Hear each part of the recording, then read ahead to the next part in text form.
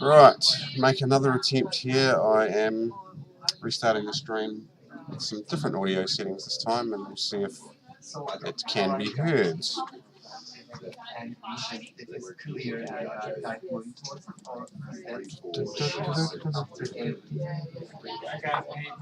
The audio? Awesome. Fantastic. Okay. Mental note for future, do not use this little snowball audio device.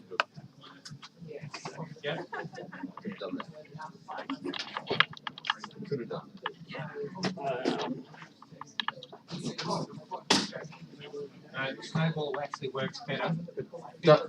Better audio quality. If for some reason my machine doesn't like it, I'm just unplugging the cable. I plugged the snowball back in. Hey? I plugged the snowball back in and switched to it. Switch to it now. Okay, we can try. Let's just get zero. Because at the moment you're picking up all the noise, the entire thing, so it's really horrible. Oh.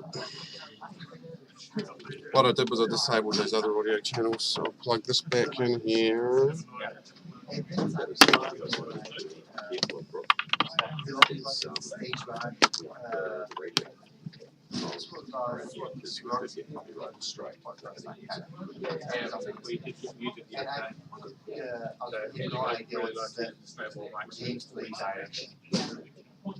More arcade, more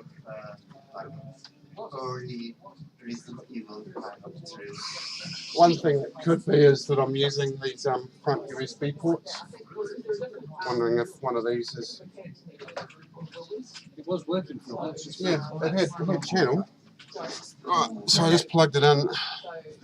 So if I just change this one that's currently functioning, and I'll just change it to properties instead of the webcam, snowball.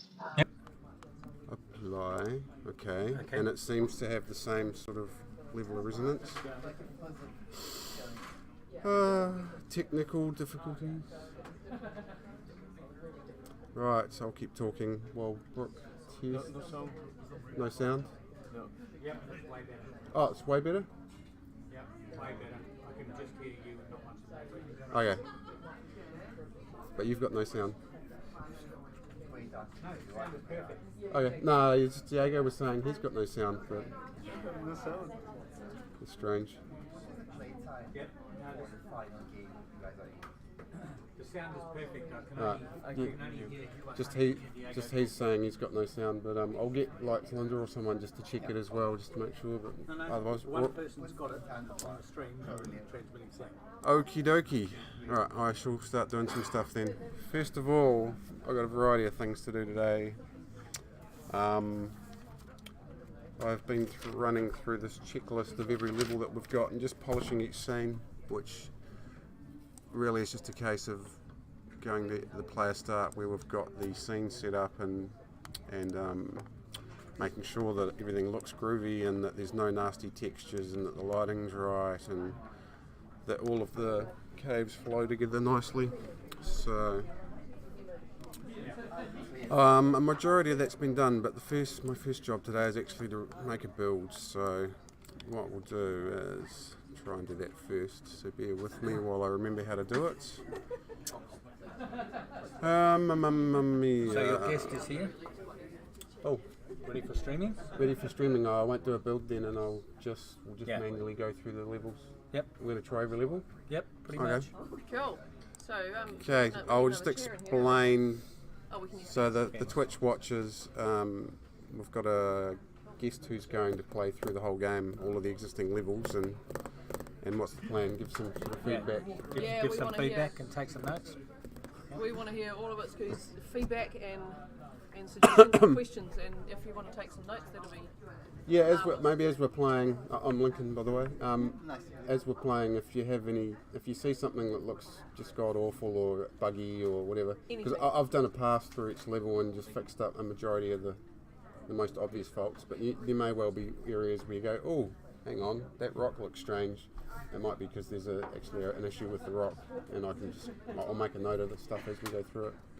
Try to pay attention. But Just anything you see, just whatever you feel like talking about, go for it. So I'll just get set up here. Oops. So I got so many windows open that I get confused. We've got Twitch stream running I remember here. it state the last time you showed me. What's that? The last time you showed me, it was in a state where there was no interface apart from a red dot in the middle. Oh no, it's much better now. We've got something like, I'll show you what we've got. Where's my content browser? Open Sesame, right. So this is all of our levels now. So we've got actually, if I kicked off a new build, you could actually play this right through seamlessly, but what I'll do is I'll have to manually load each level, because I was just about to run a build, but that takes about a quarter of an hour. Is there a way to make sure that it's goes on camera as well? I'll move once we get going. I'll sit him here and I'll sit to the side. So there's actually a total of 63 levels, and here's our map layout. So at the moment there's just these 5 levels missing, so there's 63 minus 5 levels in total. So we'll start here and just play through each level, and you go through a variety of different caves, and some of them might have 4 viewpoints, and some might have, that's the biggest one, it's got about 8 viewpoints in it all the way to the end. So Does it feel like one conjoint level, or maybe like 5 when you say cave 1A, is it like one level, or is each section of it is a level? Each, obviously, you remember from the gameplay, you It don't was get, you don't loading, get, you don't get to move from each point, so you're standing still. But the idea is that at each viewpoint you can see the next. So when you get in this cave, for example, I see. you jump after you've cleared. So it's in your line of sight where you will be there next. So you go from here to here to here to here. When you get to number 4, the 4th level, And you jump you'll to the be next able one. to actually see into the next cave visually, and there'll be cues like, hopefully I've done stuff with lighting, or there might be a rock that's really an obvious shape, and then when you go to the next level you'll be standing next to that rock. It was a really so there's hopefully a flow, and that's one of the hardest bits I've been working on, is try and get all these levels to flow so it feels like you're moving through the cave, not just jumping to random points all over the place. So each small number in there, it's like a checkpoint, Yep. and Yep. a level is more like a combination of them.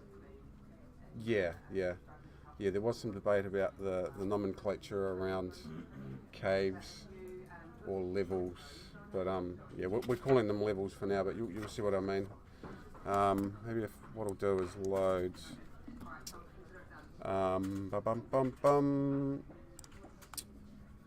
I'll load the title screen for starters. Loading screens. Main menu. I'll put this to the side.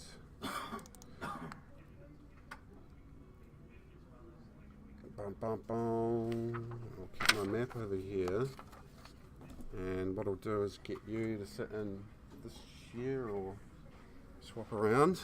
We'll get you comfy first. And we'll get your headset on and comfy, because we may have to adjust it to suit your head size.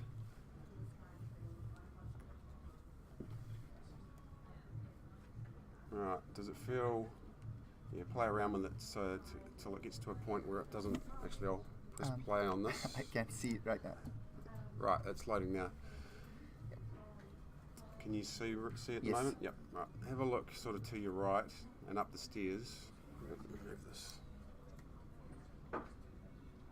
Does that headset feel tight enough? Yeah, it does. Cool, right, I'll give you the hand controllers. Sometimes you can look out the bottom of the screen slightly down past your nose and see through a little gap. There's one, and here's the other one. Right, now, the only buttons you really need to know about, for now, don't shoot that lock in front of you, because that will load to the... oh no, actually that'll work, it should work. The second hand, it's not reacting. Hang on. And just adjust things around a bit here. Give your hands a bit of a wave in the air. Let's have a look. Sorry, I'll just position your chair a bit. Should I press something? Yeah, push some buttons on it and just check. Hang on. Oh, no. Yeah. Yeah, it's waking Okay. up. Right. So, the only button is, if I lift your headset slightly for a second, just so you can see what I'm talking about, down on here, that button there on each side will toggle the guns, Yes. and your index finger will shoot. All right. So, have a look around.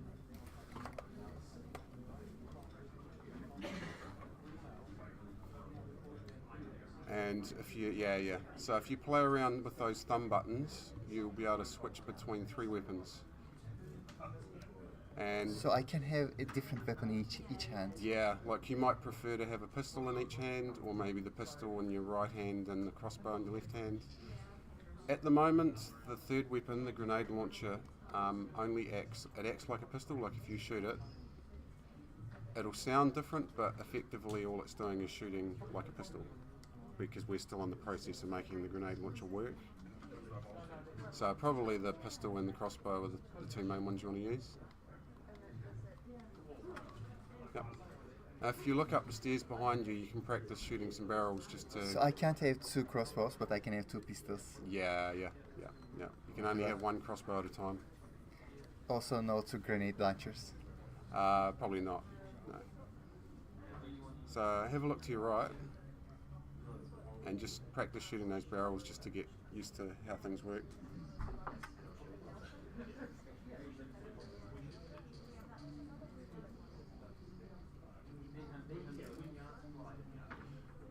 Cool, and when you're ready, once you're happy, you can just shoot the lock, and it may take about 20 seconds to load, but it'll load to the first level. All right. Yeah, and you can start shooting some.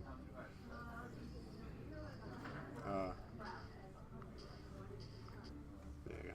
Once you get your it'll take a second to get your targeting and just how to shoot properly. And that's something we're looking at the moment. Is we may have to do some sighting with the weapons and make them a little bit more accurate and more obvious. We may even have to change the mesh on the pistol so that it's easier to look down the barrel and actually shoot.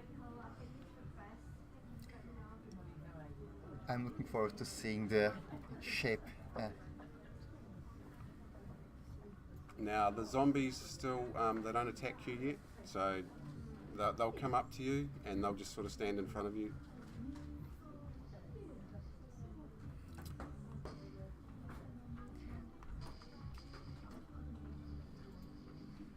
The fire rate seems to be very high. Yeah, we may have to also eventually, we'll probably be tailoring the gameplay in terms of various levels. There might be limited ammunition, or maybe only get 5 crossbow bolts. Oh, sorry. No, you're right. So what you'll find is once you've killed all the zombies that are available, it should, after about 5 seconds, maybe 10 seconds, it'll load the next level. So there you go, it's frozen now, which means it's loading into the next level. I assume there is going to be a loading interface that's going to mention. Yeah. We'll have to. Countdown. Yep. So this is where. So is there a difference?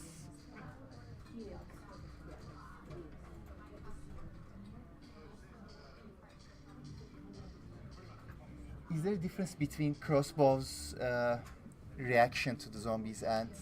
No, but eventually there will be. At the moment, when you shoot the crossbow or the pistol, if you hit the character, like the zombie, 1 shot will kill them. Eventually what will probably make it is that the crossbow, for example, won't be able to explode barrels because it's a bolt, not a bullet. So that maybe the bolt will stick into a barrel or wooden things. And maybe the crossbow takes a couple of hits to kill a zombie. There'll be lots of little things like that we have to implement that make it a bit more realistic. Should I start giving feedback or should we wait until? No, if you think of something as we're playing it, definitely say it, because you won't remember it later. Some things that immediately come into mind is obviously that countdown process. The loading between screens. Yes, Yeah. when I know that I'm done with the level and there is nothing else I Yeah. can do. Yeah, what I'm thinking of doing is implementing something where maybe once you've killed all the zombies, something obvious pops up that says level cleared, and then counting down or something, so you know that you're about to change scenes. I'm assuming right now it's in the countdown process. I don't see any other zombies around. I think there's one Yeah. left there. That's something else we're working on. If I occasionally you get a scenario where one zombie might be trapped behind a rock or something. If I tap the K letter on the keyboard, it'll kill any zombies in the scene, just for now. I see. And that'll in about 10 Until the petting issues are fixed. Yeah, there's a few little bugs like that where. So now you should be. Have you just moved?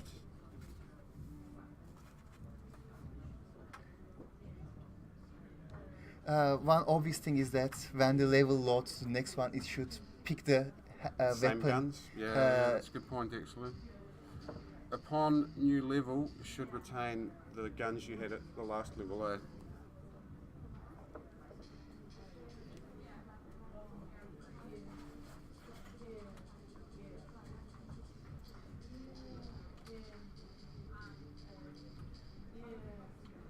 For crossbow, the way I see them coming, the large numbers versus sometimes they come in large numbers.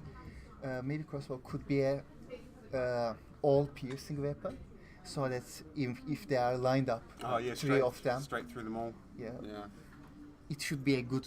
It could be a good difference compared to gun. Yeah, no, that's And a good idea. since grenade launcher is, I'm going to assume it's going to have some kind of physics engine where it's Yeah, the going to make grenade launcher is going to be a proper area effect weapon that you can just lob it, and there's going to be a time delay, like it might be 4 seconds, and then explode, and it will knock out anything. So within it will launch into the air, fall into the ground, Yep, and yep. after a while it will.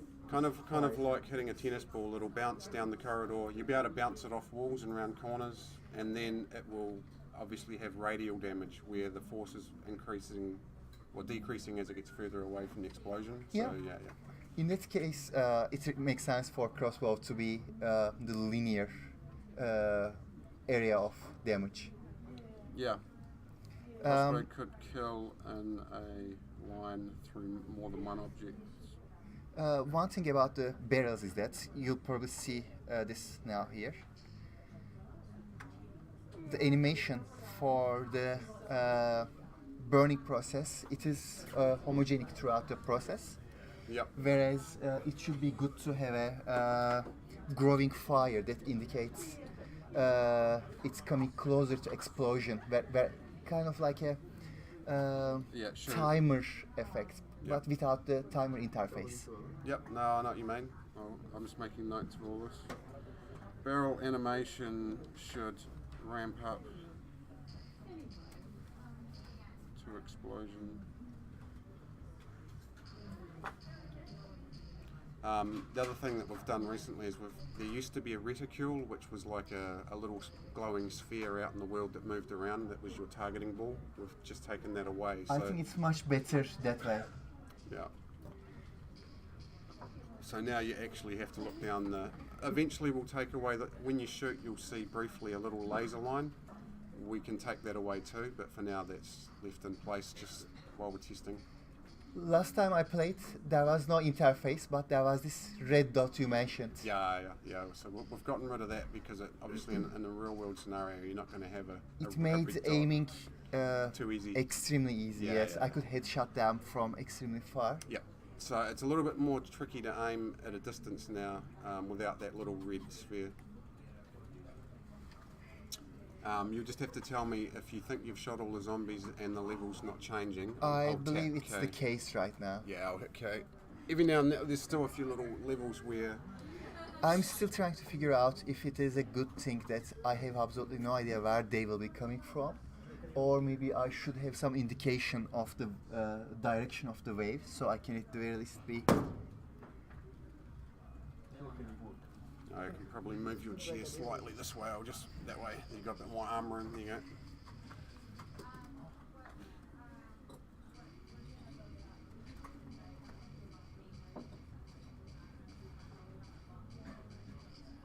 And for now, what I've done is I've just randomly really placed exploding barrels in scenes. But the idea is that once we get to tailoring it, it might be that you only have 3 bullets in one scene.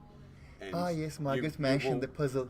Yeah, and you have to get strategic about maybe the timing of when you shoot certain barrels, so that you try and kill 5 zombies with 1 barrel, leaving you 2 bullets to take out another 2 from a different direction or something, you know, that kind of thing.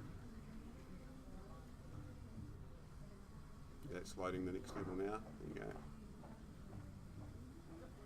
go. One thing I noticed is how linear they come. The previous level I kind of tested just setting my hand in the right direction and shooting without looking. It almost worked.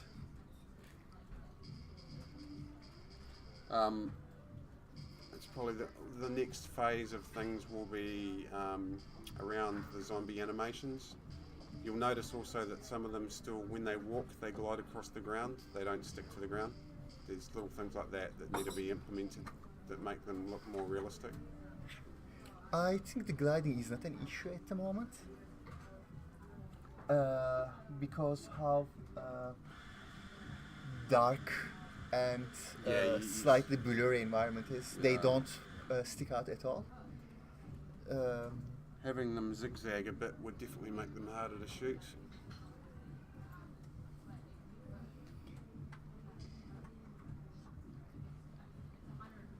Oh, sorry. No, you're right.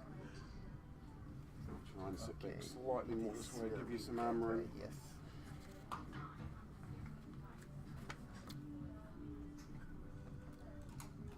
So it definitely requires a clear space where you are that can turn around.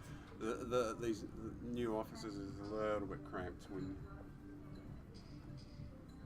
I don't think there are any. I'll tap K because it's still a slight bug that on some of the levels we need to work out a mechanism. Like you were saying, we need a way of showing that you've cleared a level, and we also need to implement a way to end a level if a zombie gets stuck in a hole or something like that.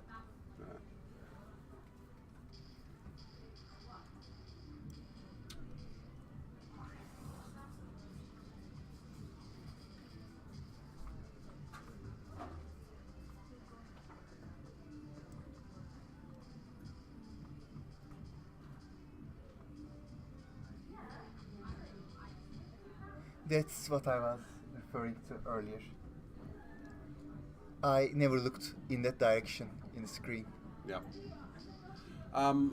Ideally, what we're hoping is once we get it working right, is that the sound as well. As they come nearer, they'll start making growling sounds. And Yes. you'll They are very sneaky right now. It'll be spatially aware, so you should hear them coming.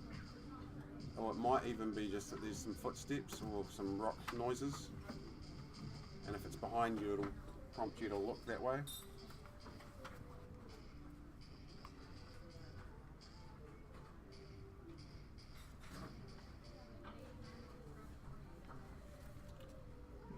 The gunslinger feeling is quite intense. I can give one feedback about the coordinate system for the zombies. At the moment, they seem to be operating with the move to the point command for the exact coordination of the player. But if that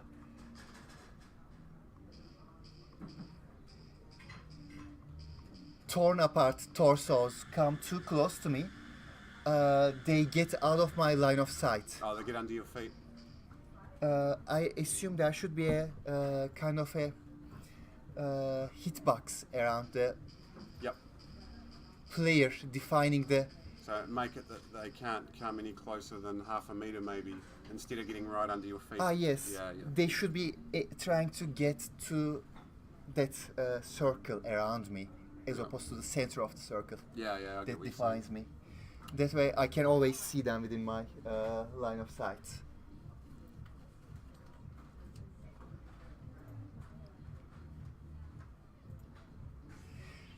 Yeah, and that's quite an easy thing to implement because at the moment on some of the levels there's actually a, much like you were saying, there's like a kill box underneath you. Not a kill box, but it's a blocking volume around you, like a little capsule that stops them getting too close to you. Ah, yes. And I just need to make sure that's in all the levels. One feedback I can give is that at the moment, as a protagonist, I am very identityless, if it's a thing. And there are certain aspects of the interface that needs to be explained, like are there any more zombies? Am I done? Yep. This kind of a thing. Yeah, And we still need to, there will be eventually a heads-up display of ammunition, for example, like how many bullets do you have? I was thinking about that. And At the moment, it looks so immersive, and the moment the interface is added, it will lose that immersion. yeah, And what came to my mind is that some of these components could be added to the character's personality. For example, he could say, more is coming when the game wants you to know the level is not finished. oh yeah. And when the level is over, the voice actor could say, it's finally done, I'm moving forward, kind of something like that, so Yeah. that the player would know player would know the crucial information about the level without needing to see some interface elements. Same for the guns. Instead of a bullet ammunition system, it could be just a click, click, click until you actually try to reload it. Yeah. That click sound and failing to fire, it would be more than enough for pointing out the Yeah, that's a good idea. So ammunition I system. was worried about adding heads-up display stuff and breaking the immersion, like you were saying. So that's a good I idea. can clearly see, for example, I play For Honor. It's a Ubisoft game about medieval combat. Yeah. If I turn on the interface, I lose all the immersion. The moment I turn off the interface and set the graphics to ultra, Yeah. it feels like a movie. But when I turn the interface back on, it loses pretty much all of it because I just focus on the interface and the moving object on the screen. Yeah. That's the way my mind works. I'll load the next level for you. You can actually see in that tunnel, you can see from the lighting just in front of you that there's obviously a zombie who's gotten slightly stuck somewhere. I'll just press K to load the next viewpoint up the tunnel. I have one more feedback about the graphics for the guns and the arms. Yep. Obviously, the hands are just in a The placeholder. hands. Yeah, the hands are the mesh is being changed on the arms and hands. They're sort of placeholder at the moment. What I was thinking is that if you can have a heavily gloved arm, Heavily gloved arm. imagine I am wearing leather gloves up to my elbow, or maybe even higher, like up to Yeah. here to my sleeve, like old school Gauntlets. gunslingers. Yeah, yeah. Something from like, do you know Warhammer Witch Hunters? Don't know that one, but It's pretty much the style combined of the late European musketeers yeah, no. combined with that Yeah. Gothic era. Yeah.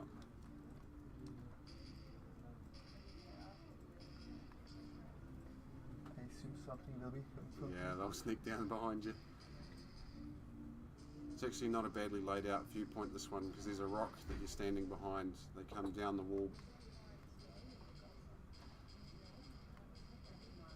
And you'll probably find that some of the levels may feel, at the moment, still slightly repetitive because the very nature of the fact that there's similar spawn points in each level, but eventually we will customize the spawn points more so that sometimes there's maybe waves coming at you, whereas in other levels that might be just sneaky zombies, and maybe we change the lighting a bit darker, things like that, Ah, yes. to change it around each time. But now that we've got all the levels are set up in a way, it's very easy to make those changes because we can just change the global light source on one cave and it affects 3 or 4 levels instantly. And then, Ah, yeah. Yeah. I was wondering, so you took notes of the feedback I gave? Yep. So I actually have more to say about each of those points, so I can probably go through that notes when I'm talking. One thing I love, by the way, is that I can do this. Yeah. Like, it feels so. The touch controllers make a huge difference to be able to actually use your arms properly, don't they? Doing this, it's always a movie thing, and it feels so badass to be able to just go like that Yeah. instead of always being Yeah, like yeah, that. So I really like that. The thing about the sleeve was that at the moment I can see where the arm hand ends, and regardless of how you change the mesh for the hand, Yeah. that will always be the case. And I know it's VR and the person doesn't have a body, but the thing is, this game doesn't have movement. You are always in the same place. So you could see your feet. So you could see your squatting lower body, Yeah, like yeah. one knee.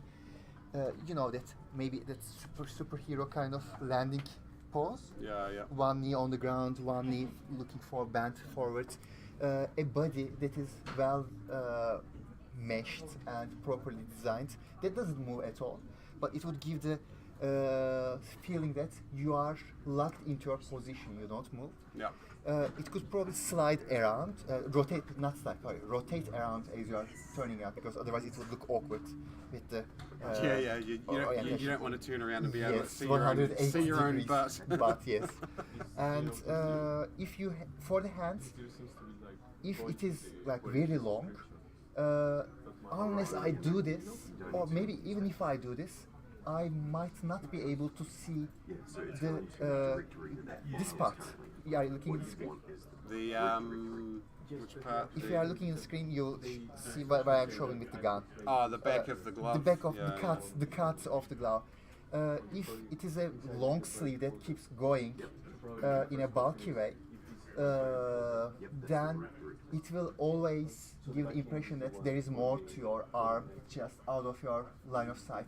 And maybe the positioning could be limited for how far you can move your arm, so that I can't do that much. Let's say if it ends here, Yeah. Limit it so limits me that you to- can't yeah. go past the visual. yeah, even if I move even further, my arm wouldn't be in the game visuals. My arm wouldn't be extruding Yeah. that further. So that, No, I know that. What had Linda done with the arms?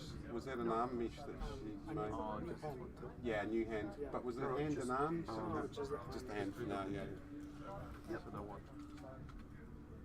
Yeah, that's something everyone does. They go and merge the guns together. It's a shame you can't get them to not merge, but then that would break the sense of movement of your hands.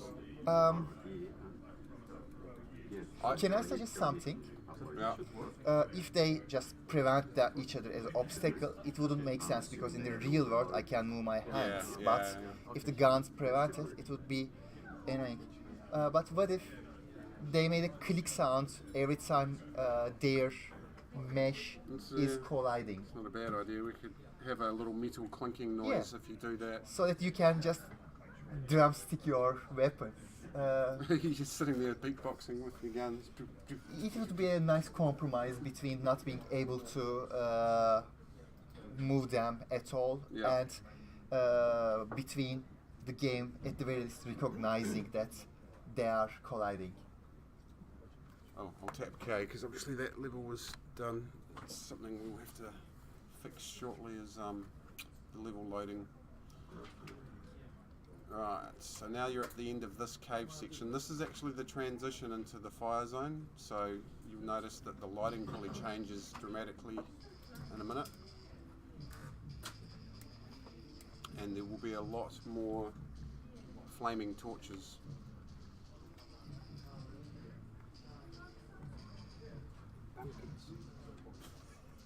Ankle biting pumpkins. Am I ever under threat from the barrel fire? No, not at the moment, but eventually the barrel fire will probably do you damage if there's a barrel too close. So at the moment, there's not a health system implemented. So obviously the is zombies. there going to be some form of health system, or is it Yeah, going yeah, to be touch yeah. and die? No, I think eventually there will be a health system where not only the zombies' health, but also your health. That when they get to you, maybe they swipe at you 3 times and your health goes down a third each time, whatever it is. But and yeah, it would be good if the barrels probably do you damage if they explode too close. No, that close barrels should do damage.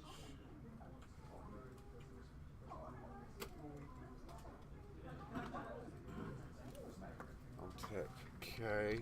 There's quite a few of these levels where I just need to fix why it's So now you should go through that doorway. So this is the real start of the fire zone, where the lighting's a lot different.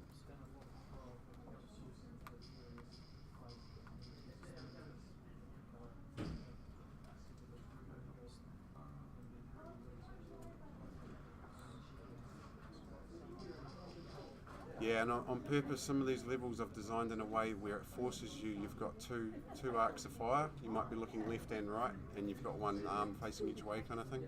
One difference between crossbow and gun also might be the silencer effect. Yeah, exactly. You mentioned they will be docile until you fire the first shot with the gun. Yeah, that's exactly. We've got one level in particular that we've designed around that idea, where to start with, you're in a dark corner, and the challenge is to take out all the zombies with the quiet crossbow. But if you shoot the pistol, then they all hear you and come running. And then So you it's get already killed. it's already in development. It's definitely something we got at the moment. Obviously, they're very dumb. As soon as they aren't replying in noise to the way that they should. They just come towards you, regardless. But eventually, we'll have it so that definitely, if you shoot the pistol, that will make a noise loud enough to attract them, versus the crossbow being quieter. The reason I mentioned Witch Hunter earlier is that the crossbow and the gun, they are extremely in the same style of the Warhammer lore with the Witch Hunter. Oh, yeah. In Warhammer there is firearms and magic and zombies and everything, but the Witch Hunter is dressed in a long coat with a hat that has a feather, leather mostly. Lots of ornamentations, and he's using guns and crossbows and sword. So the visual sense I'm getting here by looking at the weapons I'm holding,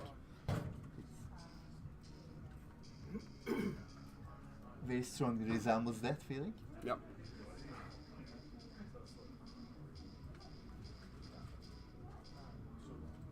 Yeah, I guess the vibe that we were going for was something akin to steampunk, but some of the elements that you're talking about as well.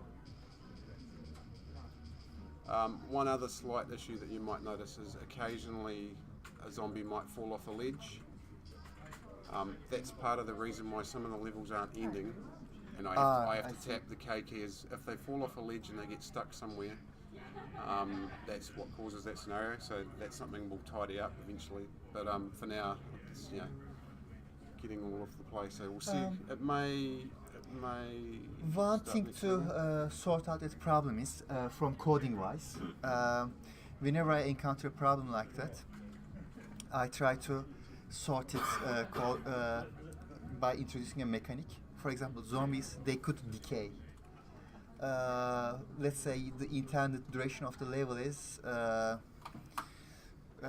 40 seconds, because 20 seconds is the final spawning moment for the last zombie, and then you expect 20 seconds for that zombie to engage the player and then kill it or kill the player.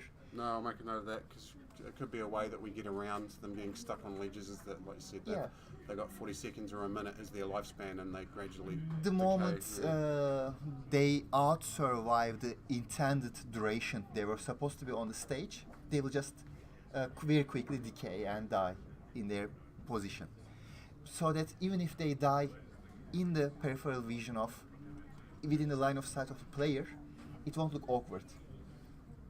Yeah, they don't just vanish from the scene. Yes, they won't just disappear. They might have 3 states. They might go from solid to half decay Ah, to yes. almost totally gone, and then just Fall on the knees yeah. and then just stop moving. I'll tap K here because I think one fell off a ledge and he's stuck below you. What's the deal with the sky in the ground?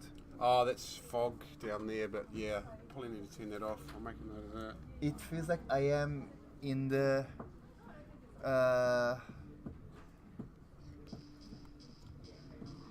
Columbia in Bioshock. The flying city. So you reckon the fog probably should just go, or make the fog less visible?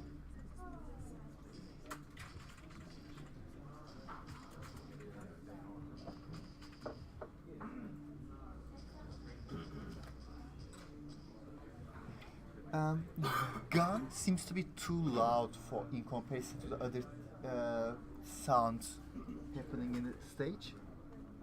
To the point, if I keep firing the gun, I can't hear any of the audio feedback happening around. Yep.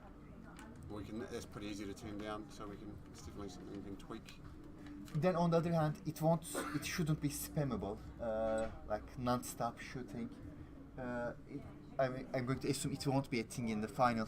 No. In the final build, you're right. It won't. You won't be able to just basically go bang, bang, bang, bang, bang, bang, bang, bang, bang. Yeah. You should be able, like we're saying, we'll probably limit it with ammo. In that one case, way. I guess the audio won't be that much of a problem. No, but you are right that at the moment when you play the whole build, towards the end you start to get sore ears because it's a lot of bang, bang, bang.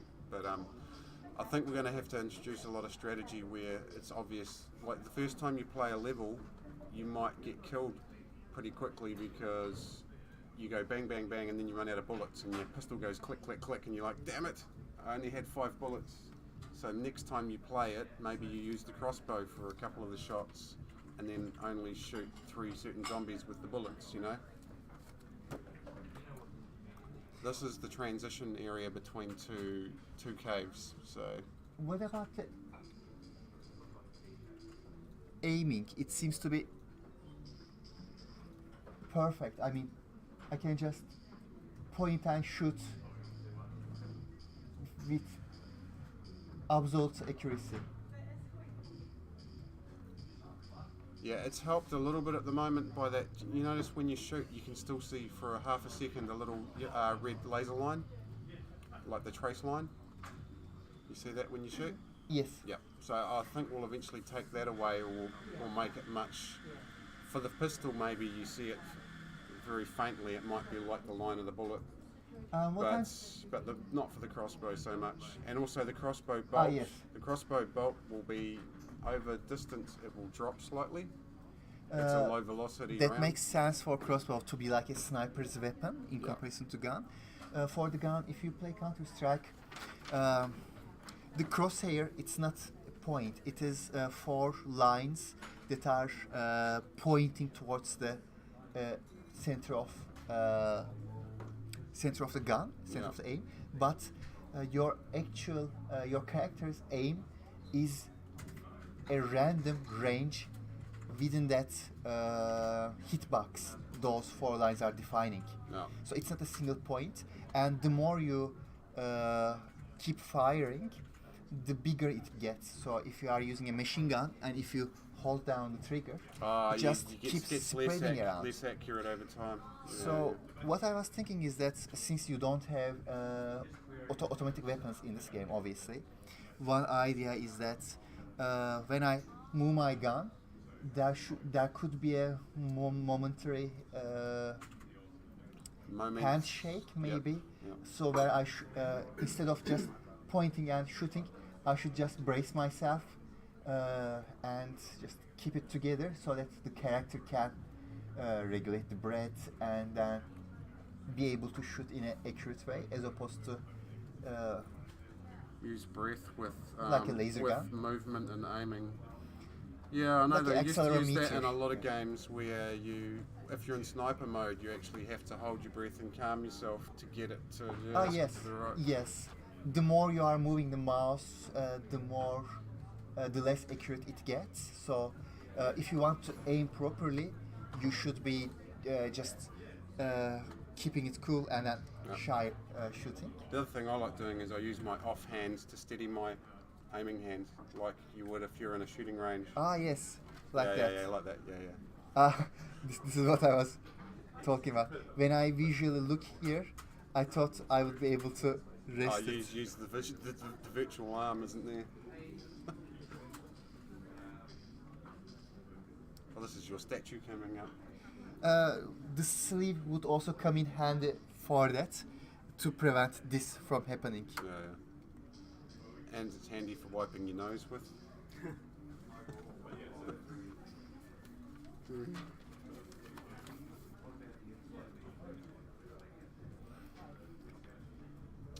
So, I'll tap have K you- here. It might. Oh no, it's loading. It's loading. Have you planned any reloading mechanics, or is it going to be just a button press and reload kind of? Yeah, there will probably eventually have to be some reloading. Actually, have a look up and check out the statue. This is one of my favourite bits we just added.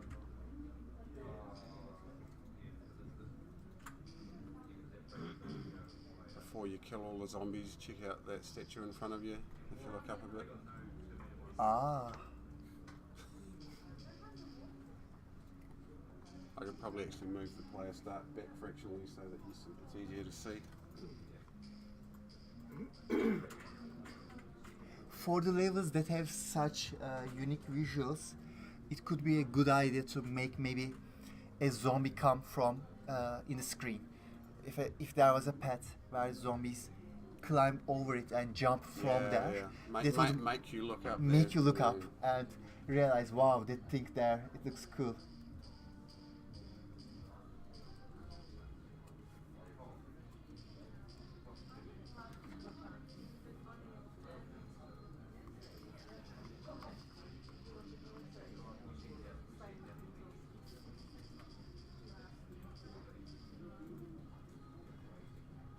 Since there is no reload at the moment, they have to come in very massive numbers, and the moments would definitely enable to level design with fewer zombies properly. Also, the fire rate, it seems to be almost automatic speed. Yeah. You do get the sense that if you held your finger down, it could very nearly be an automatic pistol. At the very least, for crossbow, it definitely shouldn't be fired at the rate it does right now. Yeah. We might have to eventually add in some animation where maybe if you fire the pistol too often, the barrel starts to heat up and it starts to malfunction or something, you know. Or you could Things just like that. introduce a recovery time, so that once you fire the gun once, until the next shot, you have to wait until, let's say, 0.75 seconds. Bigger gap between shots. Recovery is often used in games anyway for balancing purposes. It's a variable you can easily manipulate to adjust the balance of the strength of the weapons, and that helps with the level design. If the enemies are required to come too fast for the level to be challenging at all, then you can just add bigger recovery to the weapons, and then you can make the level challenging with fewer enemies. Oh, I'll tap K. Sorry, forgot. There must be a zombie stuck somewhere on that one. It comes back to the same feedbacks where Around. the half zombie that is on the ground, it's almost invisible to see until I look around. Where is that sound coming from? Yeah. I think we can fix that quite easily by putting a blocking volume around your feet. That means you can't get underneath you. Is it me, or does the half zombies move at the same or faster speed than the actual ones? Can't remember actually. I think he's at the same speed, but it's possible that he might have been made to crawl slightly faster because it's all set up in the character. You can obviously change the walk speeds and things like that. Is it intentional, like them to be faster versions? What's that? The half ones, the torso ones being faster, is it intentional or is it just? No, not at the moment. I don't think. I think they're all at the same speed. I think. So there's a speed variable and they're just. Yeah, it's very easy to change how fast they're moving.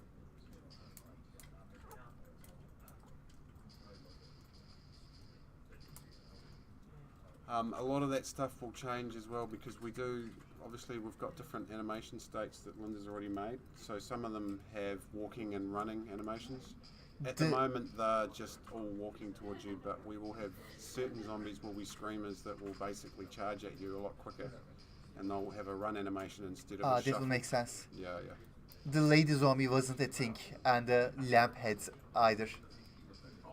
There was only the clothless, naked one beforehand. Yeah. And the physics have all been added in as well now, so when you shoot the zombie, they rag. I have a shadow. There will be a spotlight just above you that I'm using at the moment to make the guns visible. One problem that we had in some of the darker caves is that you would hold your guns up in front of you and you wouldn't actually be able to see them because they didn't have enough light hitting them. I see. So what I've done is I've faked it by putting an invisible spotlight over your head that gives like a pool of light around you. We can turn that down and up. That definitely would work. Alternatively, you could bake a texture where they are receiving light in a specific angle, so that there are certain reflections on the weapons and highlights on the weapons in a dark enough setting. Yeah, that might be and something then just to look at. bake that into the texture so that regardless of the lighting, Then you might have a cast shadow from that. Yeah. Okay. And at the moment they feel a little bit too chromy. In rendering the chrome material, it is so reflective to the point it feels unrealistic at times.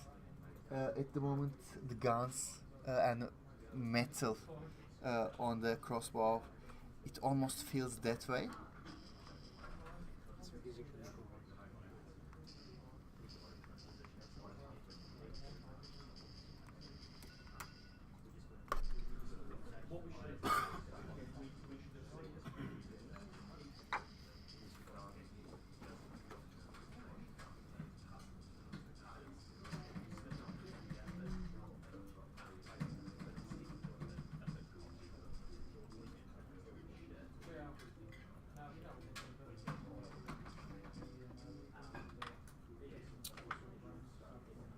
So obviously, eventually, what we'll probably be doing is tailoring each level.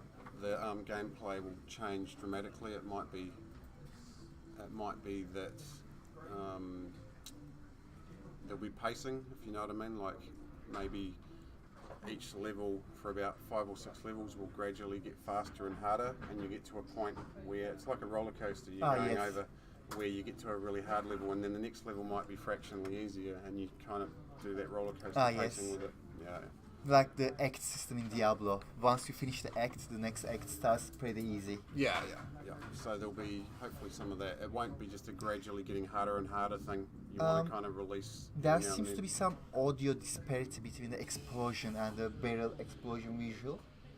Could be a timing thing. For example, let's. It was right now. At the moment, I think the barrels are set so that as soon as the animation of the fire explosion triggers, the audio triggers, but it's possible that there's like a half a second or a quarter second delay on the start of the explosion audio, so it might be that that's something we can... I think it was about the loading. I was waiting for the loading, so I just shot a barrel. Maybe it has something to do with the loading process interfering with the audio play. I think we are in the loading process now, so I will just shoot that barrel.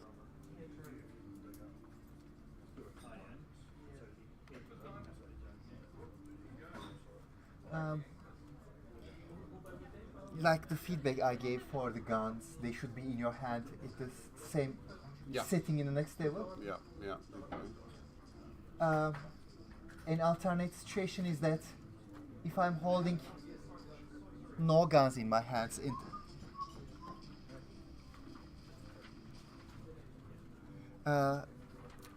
if I'm holding no guns in my hand, the moment I press the trigger, I could draw the gun Yeah, yeah, yeah. because I cannot switch out of a gun. Like if I keep shifting, it gets back to the pistol anyway instead of the fists. In that sense, it could either, as default, start with the Pistol, pistols, Yeah. or if it is going to start with bare fists, it could immediately pick up the gun the first time you try to pull the trigger. I'll tap K on that one.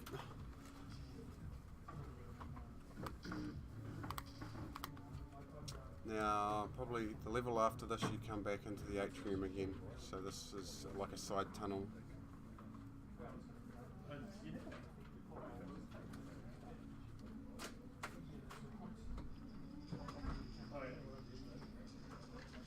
Yeah, it's definitely a work in progress, the grenade launcher. You'll probably hear the audio will totally overlap. Because at the moment there's no delay on the shoot ability, so you can keep pulling the trigger and restarting that rocket launcher audio over the top of itself. Yes. Yeah, eventually there'll be a delay, like Obviously. you won't be able to pull the trigger more than every Yes. 5 seconds or This is whatever it is. exactly the recovery time I was mentioning. Yeah. So if every weapon has a variable in the object coding as the recovery time, Yeah. for grenade launcher you can set it to 4 seconds because it's a heavy weapon that fires every once in a while, whereas crossbow has, let's say, maybe 3 seconds, 2 seconds, or maybe longer because it's a bigger weapon. But pistol just half a second or maybe almost a second. It could be the easiest way to tweak the balance of the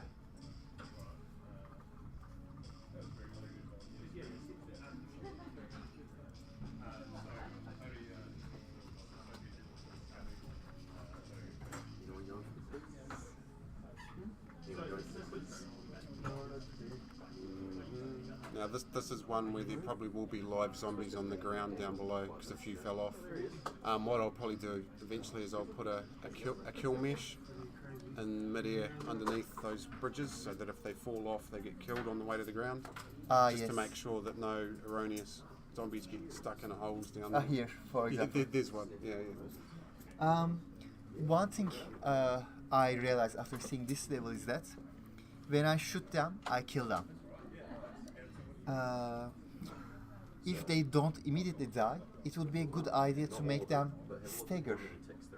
And if they have object collision in their coding right now, their petting, if they can prevent each other from moving forward, staggering the foremost one could be a tactic to pile them up Oh yeah. so that you can use the grenade launcher. Yeah, to- like if they take 3, yeah, that's a good point. Like let's say their health means you have to shoot a certain zombie 3 times, and the first time you shoot him, he starts staggering, and he loses some health, and then you can bottleneck the zombies up in a certain area, and maybe use a barrel or your grenade launcher to take out 10 at once. Yeah. Definitely. And that's the kind of thing that as a key game mechanic that we want to apply, where there might be certain levels where you simply don't have enough ammunition to just shoot them all with a pistol. You have to get creative, and there will be strategically placed things like barrels, or maybe there's no barrels and you have to get crafty with doing something like that. Obviously, at the moment, it is a alpha stage, but the gameplay,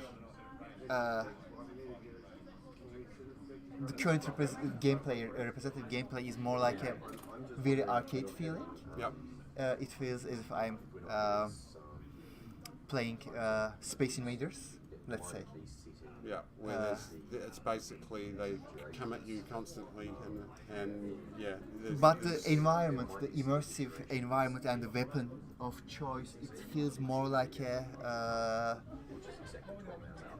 slow-paced, calculated, and highly stressed situation where you have to make every shot count. Yeah, yeah. And gameplay doesn't actually connect with the visual identity game has in this arcade style. But this is obvious because the weapons are not coded yet, Yeah. and zombies are not adjusted according to the Yeah, I weapons. think that every little thing that we change going forward from here will make a huge difference to gameplay. Like even little stuff like changing the weapons, their cooldown or their like we were discussing before, will make a huge difference to gameplay if you can't just keep pulling the trigger. You know. Ah yes, Stuff like and that. since for example the crossbow could have an ammunition box of let's say 5, and guns are obviously there are 6 revolvers, 6-shot revolvers, so they are limited to 6 bullets even after the reload, even after the recovery time. You still have to wait a long reload time if you want to keep going with the gun. Yeah. So the way I see it, you have 2 pistols. You have only 1 crossbow, obviously. Yeah. You start with the crossbow. Once you run out of crossbow, you just pull out the gun. You run out of the guns, then you have to reload, and the reloading process is tedious, So- where you might have to keep 1 gun. Reloading in one hand and grenade launcher in the other while you're waiting for the reload or something. Maybe, or maybe just not finish all the bullets in 1 gun, so that you will have some backup while you are reloading the right hand. The final backup, which we haven't given a lot of thought to yet, but eventually we may have to add, is some kind of melee ability. So let's say the pistol, you might be able Shovel, to... knife, something like well, that. once you're out of ammunition, you might be able to use the back end of the pistol like a club, like the pistol grip, where you can pistol whip them on the head. You mentioned you were going for a more steampunkish feeling. Yeah. In that sense, I see no problems with the guns having bladed edges, like in Like Final a Fantasy. bayonet almost. Yes. In Final Fantasy, the guns have a bayonet that comes from here and protrudes quite along. It almost looks like a sword that also has a gun attached to the vertical line of it. So you could go crazy with the weapon design in that sense. If I just swing the, I shouldn't even The press only- a button. Just swing just it, swing it, exactly. hit down. The only other way we thought of is you could have just using your own feet, but that would be tricky to do the game mechanic where you could kick them back from you. But it's a little bit tricky because then you're breaking your planted foot. It's probably better, like you said, just to use your arms and be able to actually physically swing Yeah. at them. Makes it more immersive. And if you make the person in a squat, kneeled down state, it would give the explanation for why you cannot move. Yeah. As opposed to I'm standing anyway, like why am I not running around? It would give a good excuse. Maybe you could even have a wounded leg in the visuals, like bandage, that is bloodied bandage on that covers on my actual leg, this portion of the leg. Yeah. Since I can look down, if I see the body model with the in the very first level, we could have something with introduction of the level. Our leg gets hurt, Yeah. and from that point on, we are making small skirmishes forward, so that we have an excuse for not being mobile for the rest of the game. Just like in, do you know BioShock?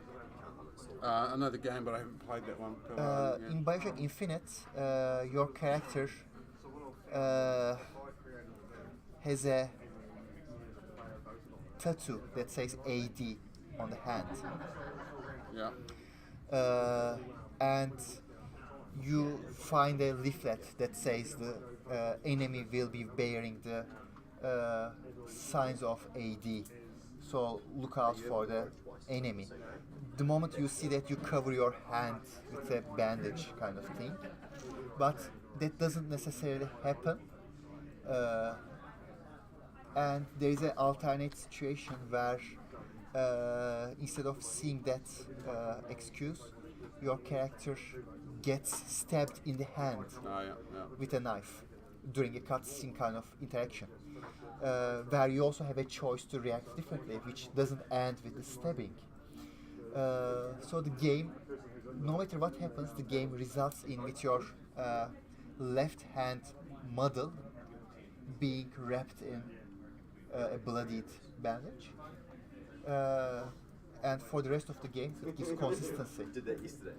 No matter what you chose to do beforehand, the game carries on with that bandage on the hand, and it gives a good excuse for what's happening underneath it.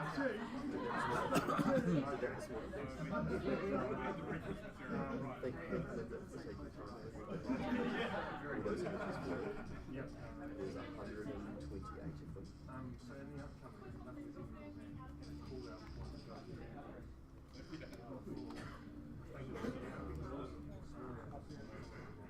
One zombie fell off the cliff without dying.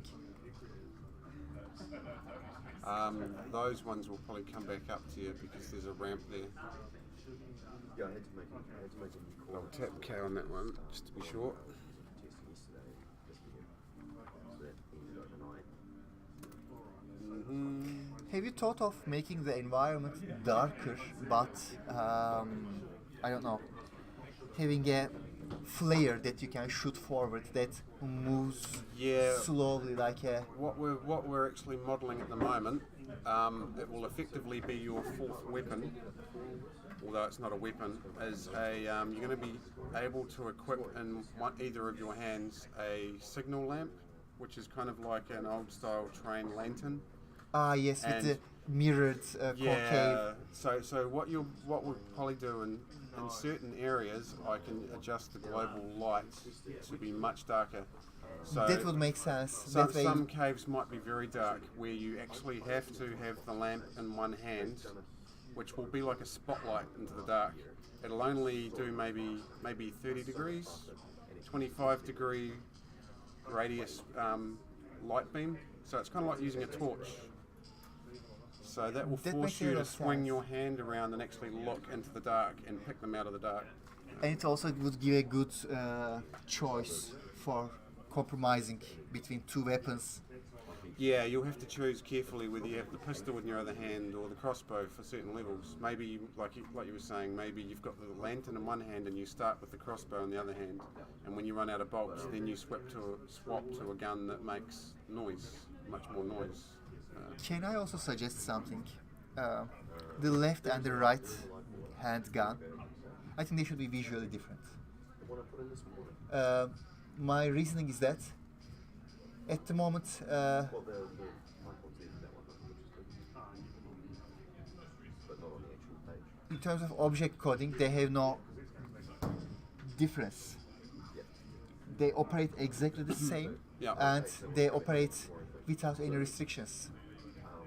However, if there is reloading, let's say 6 guns, 6 bullets, I fire 2 bullets with the right hand.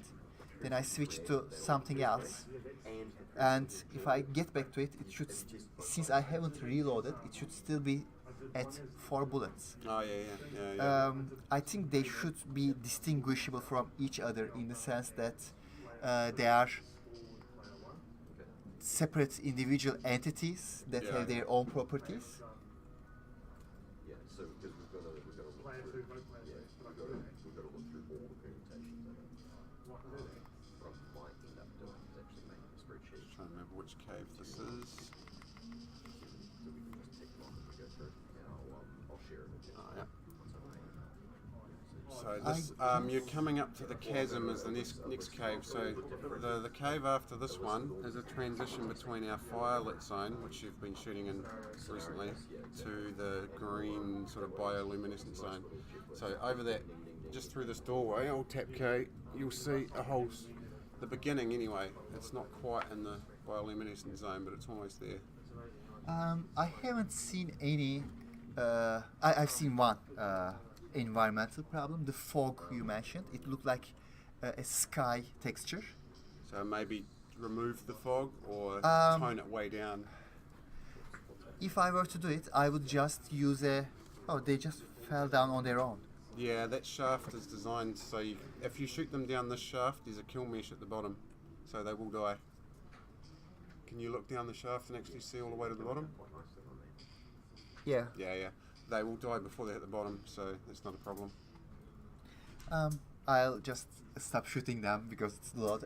So the fog you were saying. The probably, fog, it could just be replaced with a bitmap image that looks like a dark cloudy sky, so that it is just cloud visuals over a pitch black image. Yeah. That way you can emphasize on the fog and darkness as opposed to the light blues. That maybe the idea was that it is water and you have fog over it, but it doesn't give that impression. Yeah, I think we'll probably end up toning the fog right down or removing it on some of the levels. I'll just kill them to avoid the voice. So there's that's the So this is the chasm. Your next viewpoint will be down on that little ledge below you. That's probably actually what your screen size is. 360 by 640 pixels. The audio positioning seems to be somewhat inaccurate to location of the zombies. That's what it should look like. I hear some very up close. Oh, the spatial positioning. Yes, Yeah. the audio seems to be connected to player rather than the zombie, or maybe they are connected to their. I guess I understand what's the problem. If the audio is connected to their horizontal coordinates, Yeah. then if we are close from top view but far away from Yeah. So you mean, the vertical alignments, then they still sound very close to me. yeah, it should be a point-to-point thing instead of using a point on the y-axis. Definitely. Yeah, it's, I see what you're getting at. But that could be what's happening. I've noticed that too. In the last level, I realized there was only just one zombie left. It was just down the stairs from me, but it was coming. The audio was coming very up close. Yeah. Um, We'll tap K on that one. This is where what will happen here is eventually you get into this basket, and the basket there'll be a lever that you shoot, and this basket gets lowered down, and then there's the demi zombies, the little half-man zombies, will be jumping out of the cave walls at you. So I'll press K because the next viewpoint you'll be at the bottom of the shaft. So eventually there'll be a whole animated sequence where you go down the middle of this shaft on that cart thing, which should be behind you now. This is when you got to the bottom. yes. Yeah.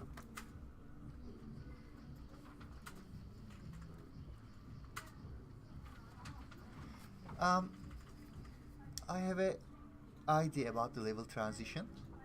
Like I said, at the moment as a protagonist avatar, I don't feel any identity. And we talked about, I said maybe a knelt down, squatting, fixed lower body image for the location.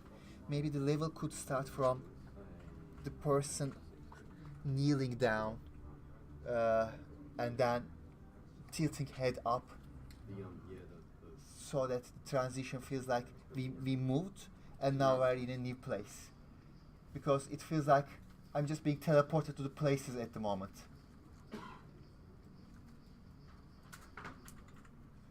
Or it could be like taking a few dragging steps into the location I will be, and then fade to black or something, and then it comes And out of then- black and it's 2 steps. or maybe It just starts. taking a few dragging steps, kneeling down, and then getting the controls. Yeah. Up to that point, I won't have the controls. That could be a thing. Tab Okay, on that one. Can I explode them with the crossbow? I think crossbow shouldn't be able to explode the barrels. Yeah, we're going to change that shortly. It's on our to-do list, is make the crossbow not damage barrels.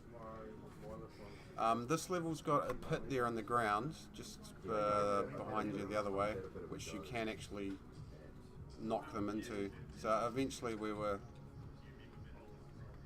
probably going to have some mechanic where you can either knock them into that pit there, just behind that guy. Yeah, so there's a pit. Yeah.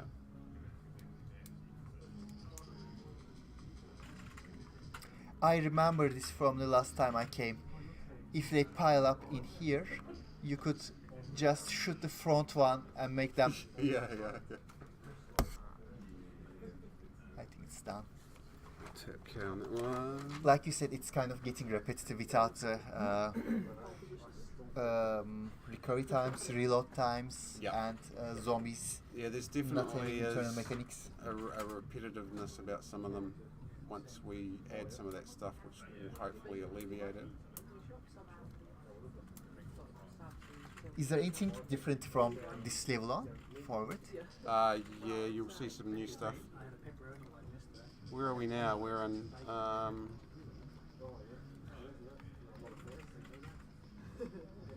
You've got 1, 2, 3, 4, 5, 6, 7, 8. I About assume another 10 playable levels, which. I assume it's going to transition towards that level with the Satan's chamber kind of feeling you showed earlier. Yeah.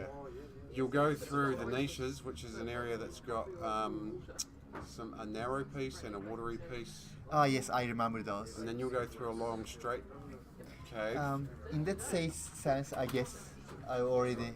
and then you'll go must down have some experienced down all some of it. stairs, yeah, The other day, he got which is new. You wouldn't have seen that. He does a bunch of different stuff. It's chicken, beef, and lamb, and bacon. I heartily recommend the bacon burger. That's fantastic. Which one's that? I'm not even sure which level you're in at the moment. Bacon. It looks great. He's just around the corner of the Kiwi bike. That guy that's running with his hand above his head, he should have a sword in his hand. Ah, yes, If you're I can wondering why see he's- the yeah. Hussar style helmet he's wearing. Yeah, he's very much. What's the general? The French general, Napoleonic. Napoleonic, Yeah, yes. he's from that period. Can't remember if he's French or And he doesn't have any jaw. no jaw. Yeah. So you can see how at the moment they're just doing one walk animation state. Like that woman on your left there is just doing just a walk stagger animation. May I suggest a new zombie type? Something bulky and brute that pushes the other ones out of the way. Yep. It would look really intimidating seeing one of the zombies is capable of just So shoving the others out of the way. I'll just check. Apparently, there's someone who's asking questions. Hello, vegan burrito. Sorry, I wasn't watching the Twitch stream, so I'm just clicking on there. Carry on. Is your video running okay? It's staggering, but it's alright. It should be better now. I just clicked Ah, on yes. that window. Yeah, sorry. As soon as I took the mouse off and clicked away from it, it starts going jumpy. One thing about the interface, if I manage to look to the very edge of my peripheral vision, I see some coding elements. like- Yeah. If you look straight up as well. Yes. Yeah. And as well That's, as in the blueprints, it's like a debug string thing that's been put in, which we'll get rid of eventually. yes. Yeah. And during the loading moment, if I looked down, directly down, I could see the loading text as well. Yeah. So this is one feedback. Yeah, that's definitely stuff that has to be cleaned up. The loading system at the moment is kind of halfway in a state of kind of works and not quite how intended, but it's good enough to test the gameplay with. Loading text flashes up.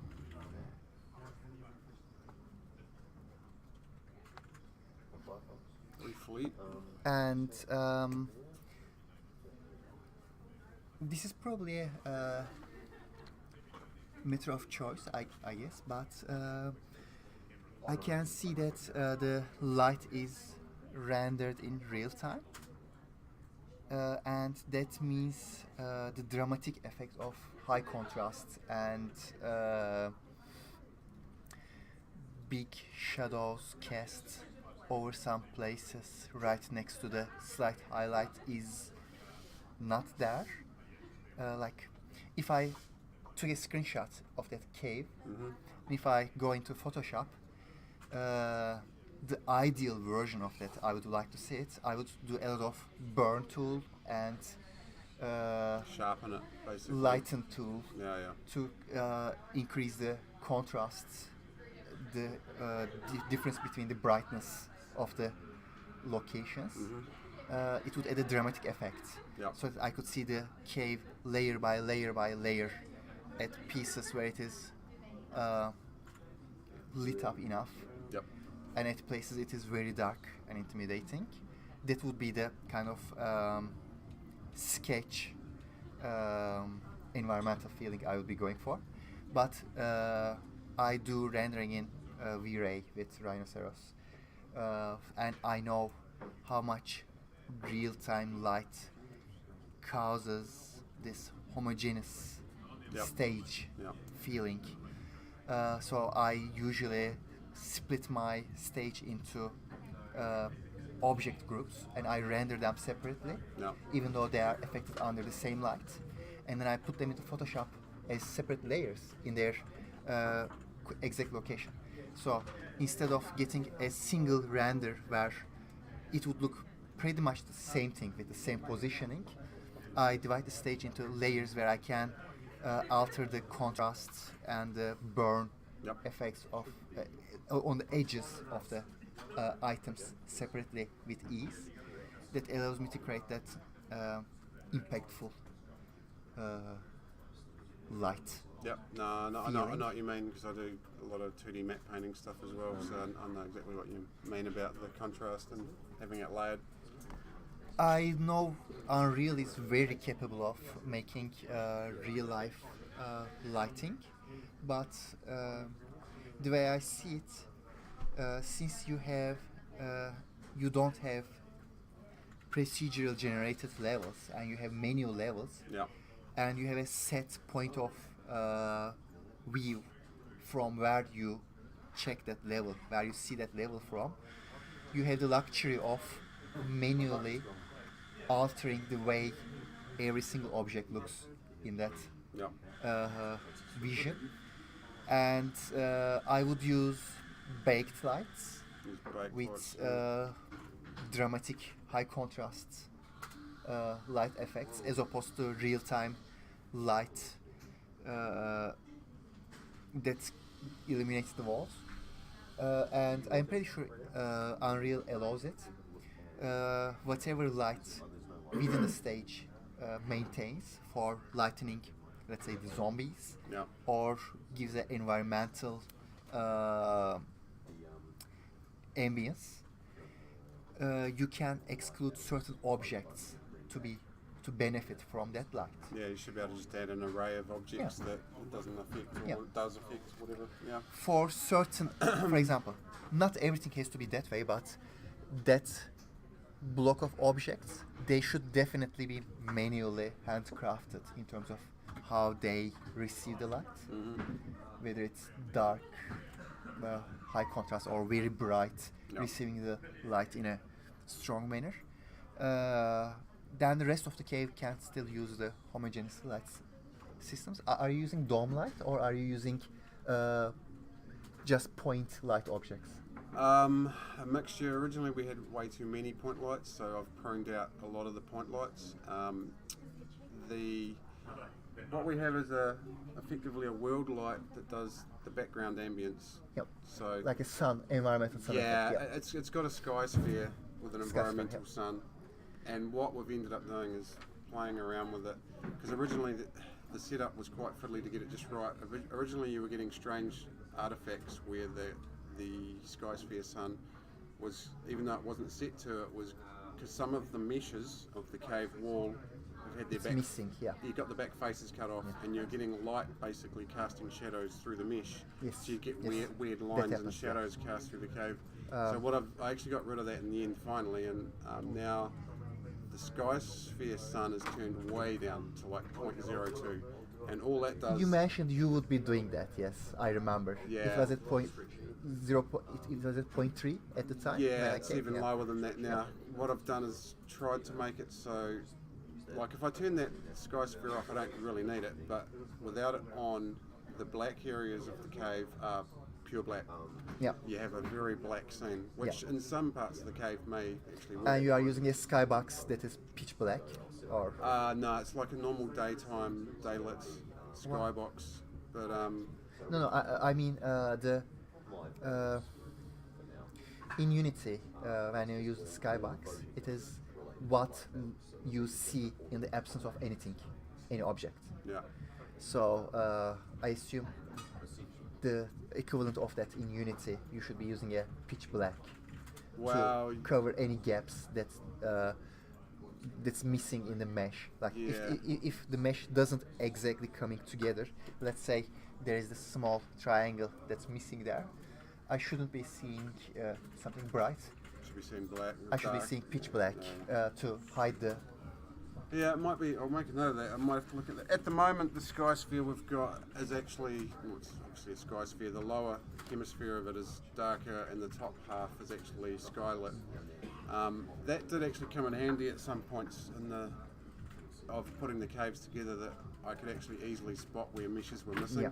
by purely what you're Yeah, saying. yeah. Bright light, you go, oh Jesus! Straight away, I need to fill that hole. In that I sense, can if you probably are change yeah. the sky sphere back to a nighttime HDRI setup where then I don't the approach you are taking, it is like better development, but it is definitely more time consuming because you are I did find myself ma- filling a lot of holes. Yes. Where you go, oh, there's a little wee A- dot of white light. I have to fill that hole. it's if you follow that method, you are required to fill any mistakes that slipped away.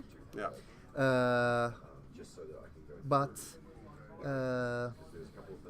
sometimes you have to cut the corners for efficiency, and I feel just setting that to pitch black would save you from the trouble of needing to fix them, especially if you are going to add more levels from that point on. It would increase the efficiency of That's something I might level try. design. I hadn't actually thought of setting it to pitch black, but it's kind of evolved to that way because of the very first level I set Yes. up happened to have a normally lit sky sphere, and I just sort of went with it. But It's exactly in happens hindsight, I like probably that. could have just changed the sphere that it was using to a nighttime one, and it would have probably saved a few things that I The did. second and the third things you add to the stage, you do them based on the first set variables parameters, Yeah. and it keeps just building on top of that with every next So, little so obviously lighting wise we have that, and then in the scenes I've actually pruned out. In the early days I had way too many point lights, and I discovered that because in Unreal if you have more than say 2 point lights, their sphere of influence is overlapping. Yes. You get issues. So I I've pruned suggest out a lot of them. dome light. Have you instead of using environmental light and point lights, I prefer to use dome light. Dome light functions like that. This is the center of the dome, and imagine a sphere Yeah. building around it. It casts light from the center up to the any direction Yeah. within that dome. So it's a half sphere dome. It's a half sphere dome, Yeah, yes. yeah. The thing is, the strength of that is you can intensify the strength of the light in certain directions in the dome. Let's say this is, you can change that Yeah. and say this is darker or this is lighter. And the dome is set that way. You can expand the dome so that the light intensity drops, but it keeps affecting more objects. No. And the best part is that you can hide its presence from certain Yeah, that's objects. the biggest thing I found with the point lights. Yes, That you can't hide them. They're very simple and dumb, and they're actually a pain in the ass at times because, let's say you've got a tunnel going down this direction, I should turn that screen so people can might be able to see Also, me as well. But they cast very strong light. yeah, like you I might can't- be looking from an environmental point of view where I'm just wanting to light up the environment. But when you test play it, a zombie might walk down the hallway and he walks just past it, and his head goes through the point light, and it's like, damn it, I have to move that point light, you know. I used to use point lights for my static stage rendering. Yeah, yeah. Even for that, I realized the Point lights aren't. shadows cast from the point lights, they are always inferior. Yeah, yeah. to What of most of the point lights, I actually, well, in a majority of the scenarios, I turn off the ability to cast shadows and just use them purely for lighting. Yes. For that reason, because you would get weird stuff like a zombie walked near one and it They would are good cast for a shadow lanterns. on the wall, and it's like. I They are don't good need for the- using a lantern, Yeah. So but the yeah, shadows lighting they is- cast, it's always problematic. I Yeah. agree. So I've really found a balance where now the good thing is I can customize it quite easily. If we decide we wanted to make this scene, for example, very dark, and we'll use our handheld torch, I can just change the world light down to almost zero, and it'll be very close to a pitch black tunnel. Yeah. And I can just, now that I've got minimal point lights, I can easily just turn those all down or just delete them if needed. Yeah. So, but yeah, point lights. I've been looking for. I'll have to research dome lights and see if I can put those in Unreal. Because when you look on, I'm sure- on the face of it, there's point lights and spotlights, and there's not a heck of a lot of other lights. But there might be that I can use those. So I'll look into it. Yeah, cool. Trying to think what other levels there were. Oh, yeah, there's just the staircase that you go down. I'll show you actually if I go okay on that. I remember that Yeah, level. we're in the niches Is one. this the final one? I remember Yeah, being yeah, there it's in the the final one. last time. So we go through this bit here, which is just the niches. Actually, I'll just do it this way. Oh and yeah, I show remember you. that one too. It's got the water puddle. Yes. And then if I'll tap K. I think I've been through every level the last time I came. The next one is actually you come down a Yes, very the narrow coffins. bit. Yeah. And Yes, the behind coffin you one. is back where you were. Okay.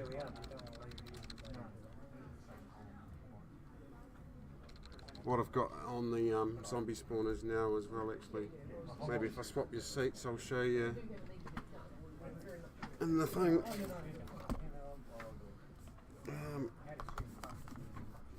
Just gonna escape. See that one? Hi guys, who's that? Sorry, someone's from Scout Dickens. Hi. Sorry, I haven't been watching the stream window very actively because we've been talking here. But what was I going to do? I was going to open. Oh, the stairs. So level 59. Maps. 59. So it's kind of good now that we've kind of got the game to a stage where all the core stuff is there. It might still need bits and pieces and polish, but at least everything we add now, we're not constantly just building new caves and sort of feel like you're just constantly just building environment and never getting anywhere. So this one is, just trying to remember, there's a section where you come downstairs effectively and it's tight turning stairs. So that is quite an interesting gameplay where you one arm shooting up and the other arm down. So it messes with your brain a bit. And that comes out in that boss cave, which you'll probably remember this one. Yes, but there was no interaction in it yet. Yeah, now the interactions are all there, that they start spawning from behind that throne. Eventually the king will come out and he's got a whole lot of animations pre-made where he'll be summoning them and doing things, and we can do animation montages with him and then the next viewpoint, obviously, here you shoot these guys. Maybe I'll stick this on. Yeah. Just clear it up.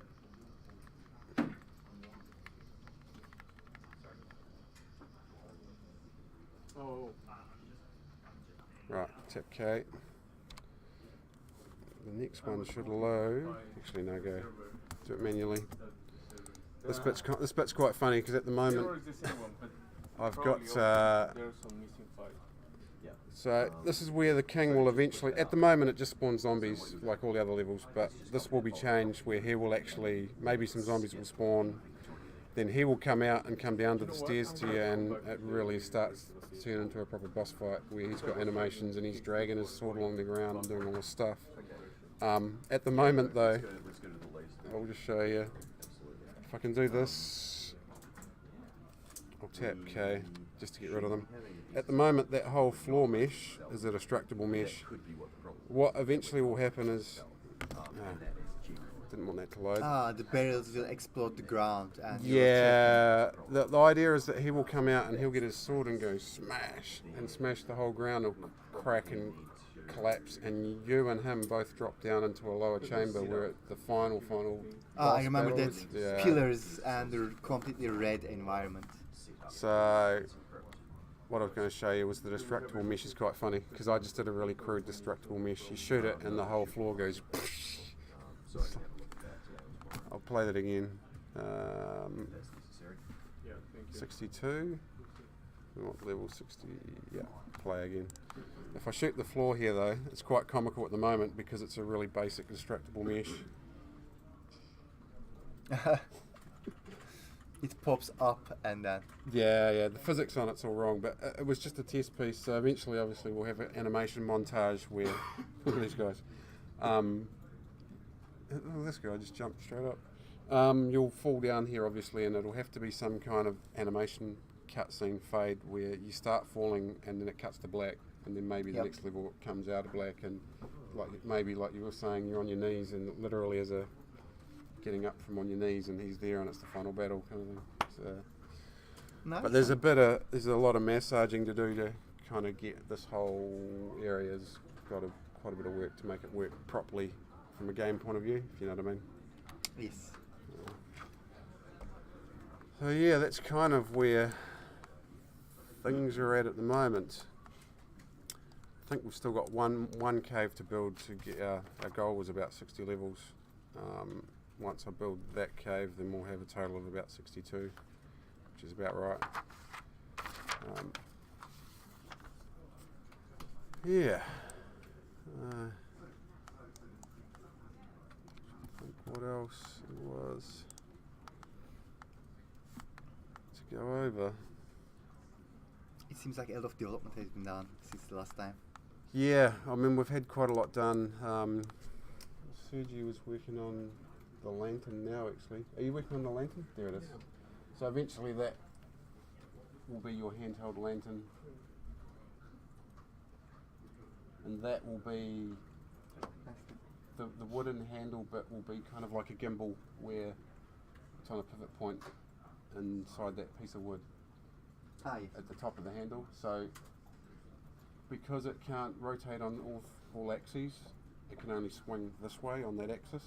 So you'll be able to swing your arm around to turn it, but as you swing it, will hopefully have physics enabled so that as you're turning it, it might just swing a little bit on that axis only. Does that make sense?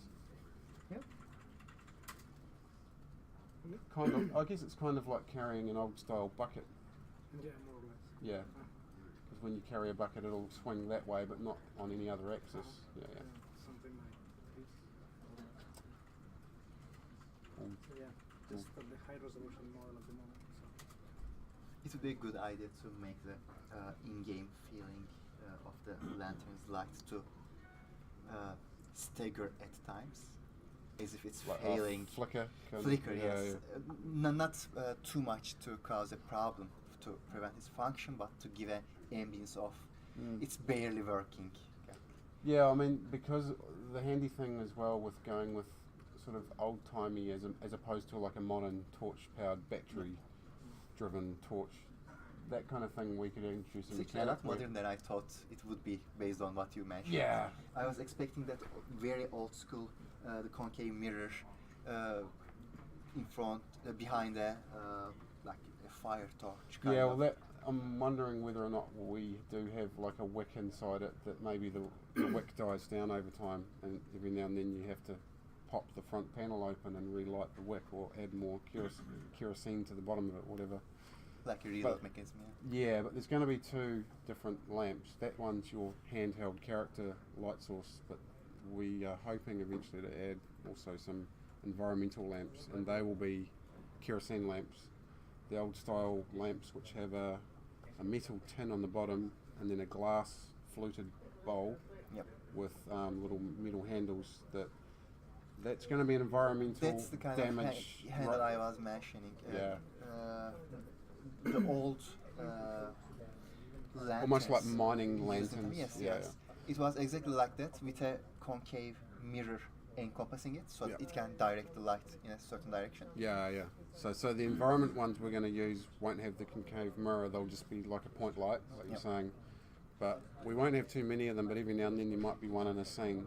And the idea is that if you shoot it, the fire will form oil. like an oil fire. It will spread, and it might burn along. Maybe it burns for 30 seconds and then slowly dies down. So you can effectively create And if there are barrels a within kill its wall. range, and if there are barrels within its range, It would set may them off, trigger and so you could set off a chain reaction. Like, let's say there's a lamp here and a barrel there and a barrel a bit further. You could set this You pool had of torches, fire. torches in the game, right? I saw some torches. Yeah, some the levels. braziers, Yeah, kind of the like braziers. the on a chain hanging from the ceiling.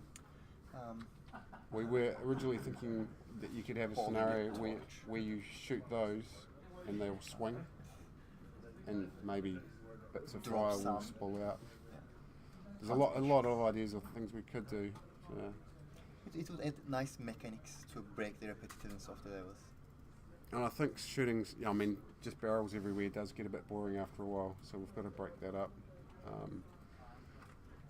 It'll be tricky to get the blueprint to work right, but I think we should be able to do it, to have the burning fire just spread and then die One out. suggestion I can have is you could have some sort of barrel or bucket objects that are placed very close to the player. Yeah. Let's say I'm here, I'm the player, and those backpack, that thing here, Yeah. that bag here, they are like oil buckets kind of things.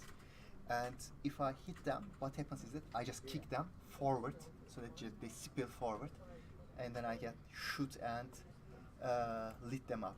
This is like a Like mechanic. Throw a bucket of oil on them and then Just kick it Flick a match. forward and flick a match. Yes. Yeah. In Plants and Zombies, you have this mechanic that prevents you from completely losing when you are overwhelmed the first time. It is the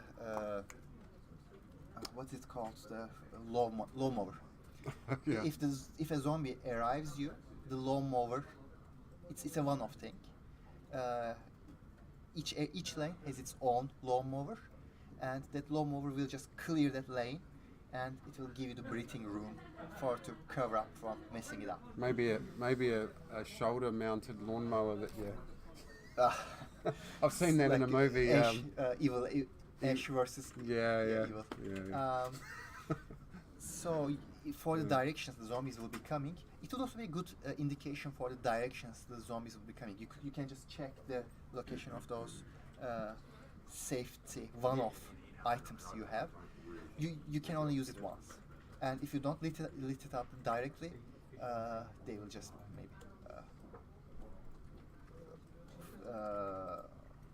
evaporate on its own. Yeah. So you had to calculate the time you are going to use them properly.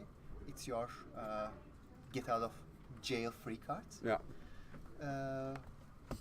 And that also gives you the flexibility to make some very intense moments in the levels, because you will know that you are not being unfair to the player. They can always get back to their get out of jail free mechanic Yeah. Yeah. to save them if they choose to do so. Cool. Yeah. And being one off would definitely be a good limitation Yeah. for how strong they are. And just in front of you, you cannot use them on a bulk of enemies elsewhere. You have to use it if they are cluttering right in your face. Cool. Yeah, like a short radius kind of thing. If from the top view, this is the player, It's something to do with uh, CURL. let's say those are the buckets, and this It means is the area of effect they would be affecting Yeah. if Yeah. used. over And the animation would be just actually, if you are like that, you have a leg, it could be just kick. Kick it. It's Yeah. very easy animation. It's very straightforward, and then you lit it up with the pistol or the torch you have, and then it goes boom. So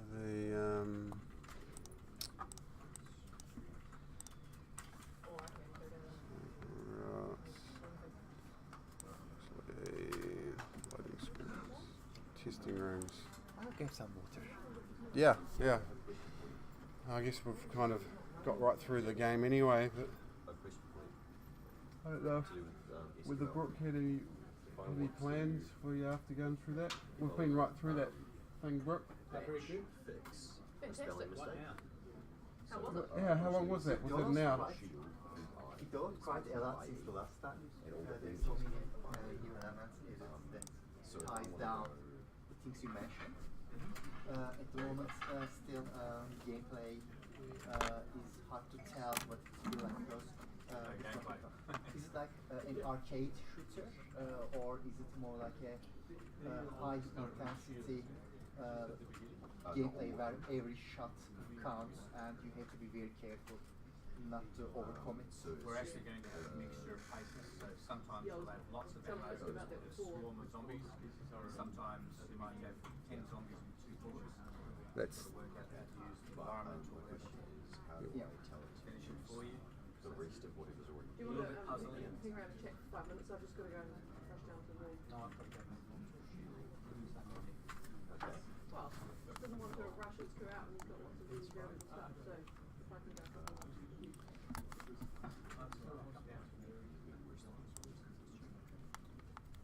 right. I don't want to hold you guys. That's all right. Yeah. So, I guess that. I'll go down. Okay. The outcome of that is without gameplay. So I'm just trying to remember what I was going to be doing today. Obviously, the last hour or so has been running through that, through the whole game layout really, and making notes about gameplay and what's missing and what's there and what's changed since last time. So try and get my head back in the game. But really, really cold. Did you enjoy the streaming?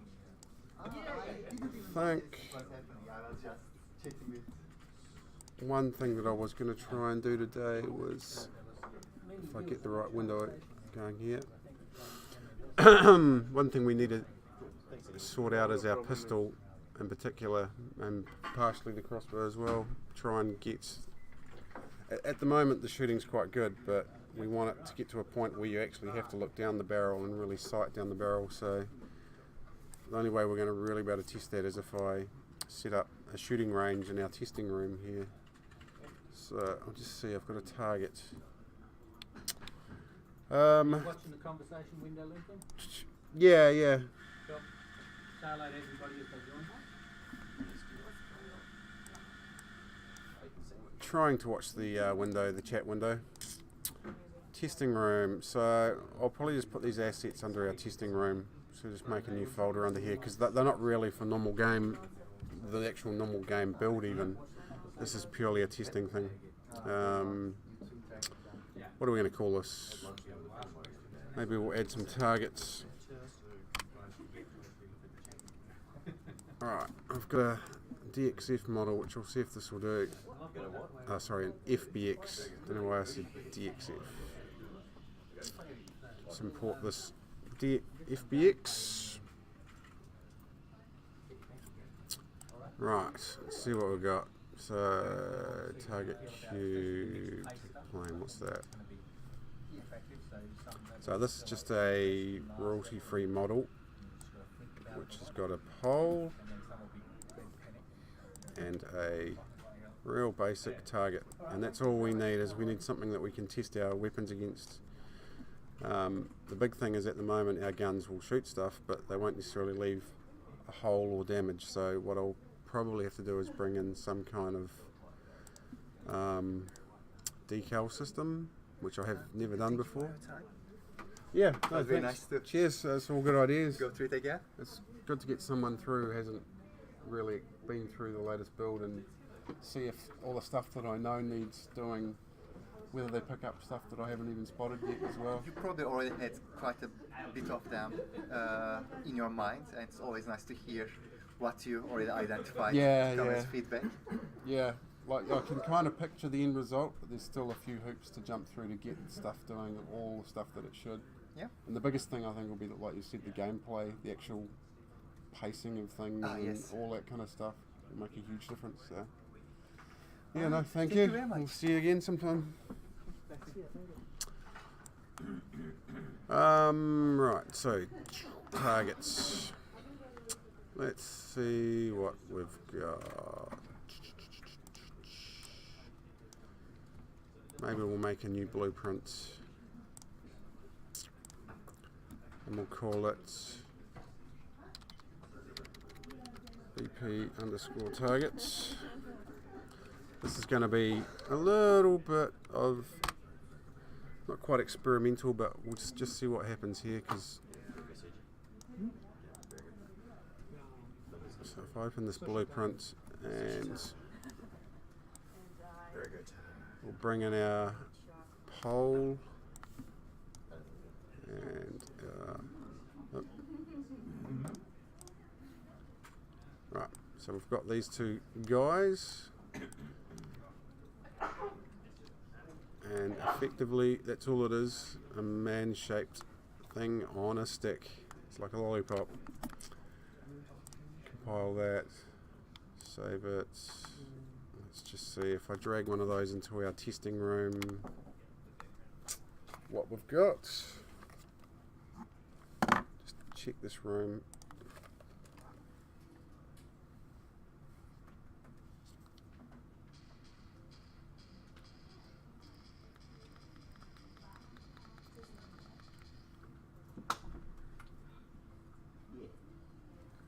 Okay.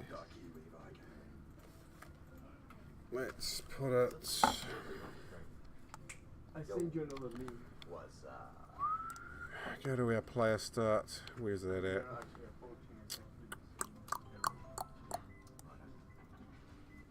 Player start.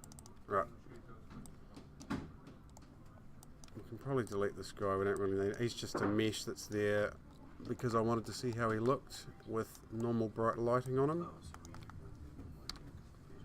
And it's just a test room, so let's delete some of these barrels. We don't need them all.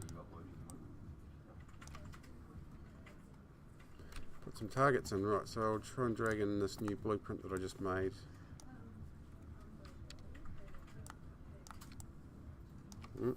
Alright.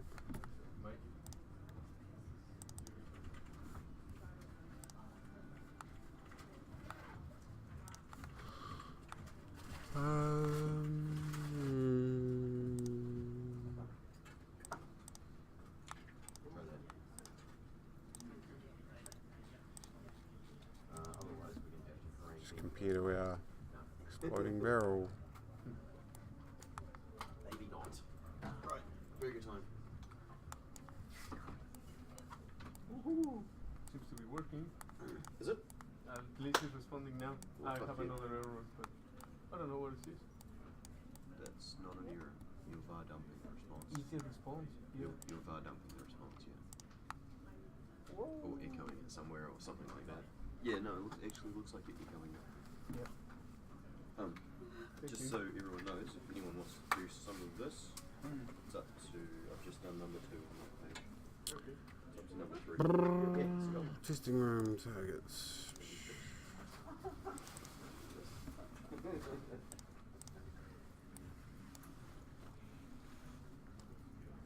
That might be the point.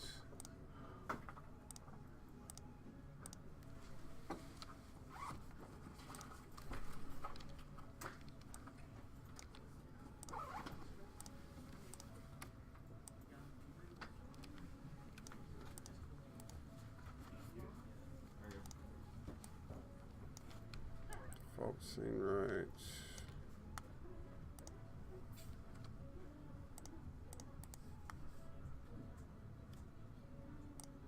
Target plane. Not quite sure why that's not working. Oh, it is there, it's just tiny. There it is. So scale is an issue, obviously. Let's see if where the scale is in the blueprint. Viewport.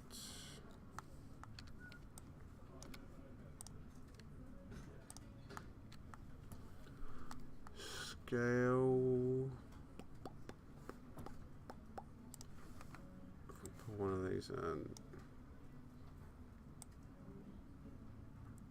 How big do we need it? So that's about 10 on our X, Y, and Z scale axis. Let's just see over here compared to a barrel, how big is it? Play. Probably a little on the small side. So let's check.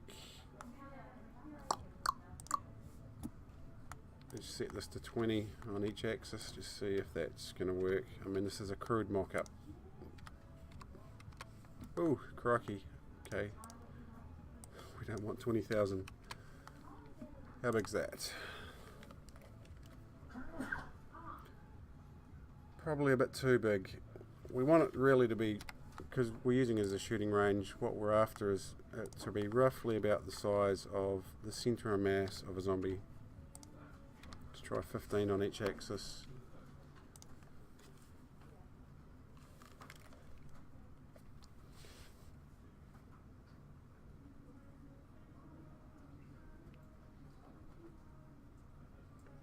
Yeah, that ought to do. Doesn't have to be perfect. Right, so I know that this guy, he needs to be 15 by 15. So if we open our blueprint again, and viewports,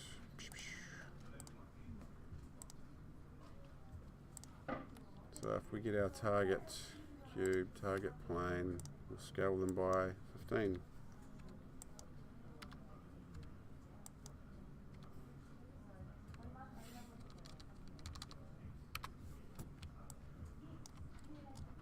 Oh, what's going on there? Oh, 151. Don't want that.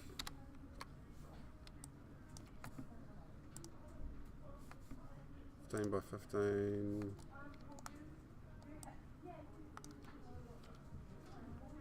Now, where's our target plane gone?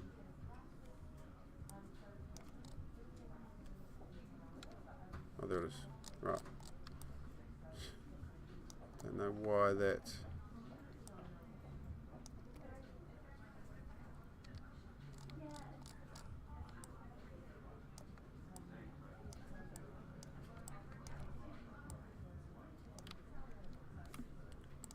Target plane, 15 by 15.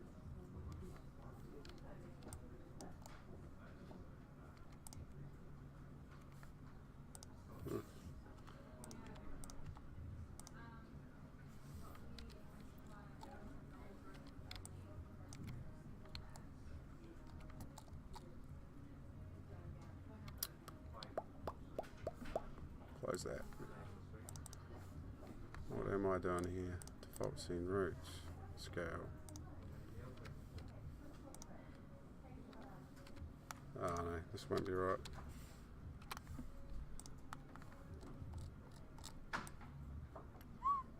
What's going on there?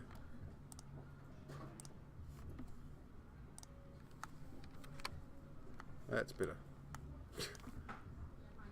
Right, and that's 15 by 15. Save. Just see what happens if we drag. Oh dear.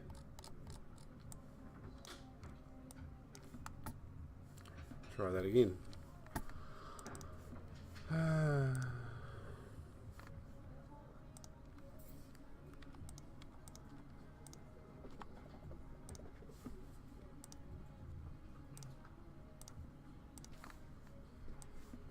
Yeah. Look at that. Ended up changing things around, not much at all. Right, so where's our player start? The idea is we want to have some of these targets at, I don't know, maybe like, assuming this world grid is in meters, so 1, 2, 3, 4, roughly 5 meters away. And paste, we'll throw another one at maybe every 5 meters. 1, 2, 3, 4, 5. Oops, where are we?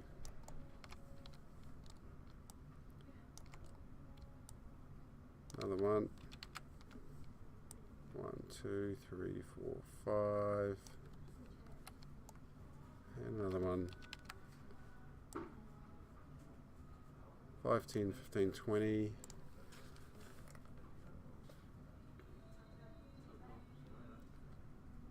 Right, that should be alright. And we'll stagger them. So now we've got ourselves, we'll just pull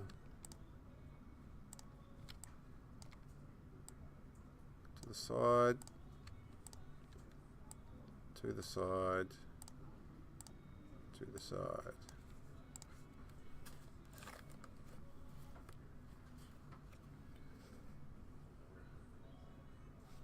Let's move the last one over.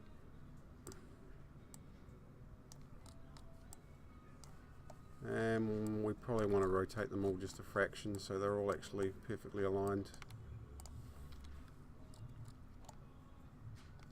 That want to be right.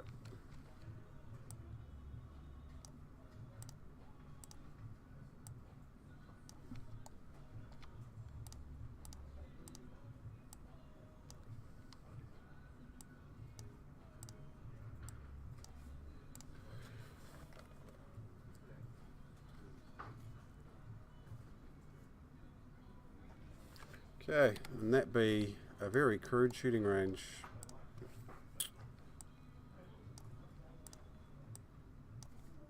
Just get them all a bit lined up better. So, at the moment though, if we shoot these,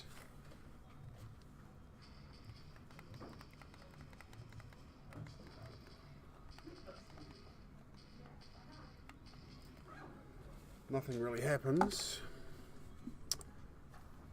So that's the next bit which I'll probably be experimenting with after lunch, is I'll hopefully be adding, where's what I've got here, in my, I've made a little decal GIF just in Photoshop.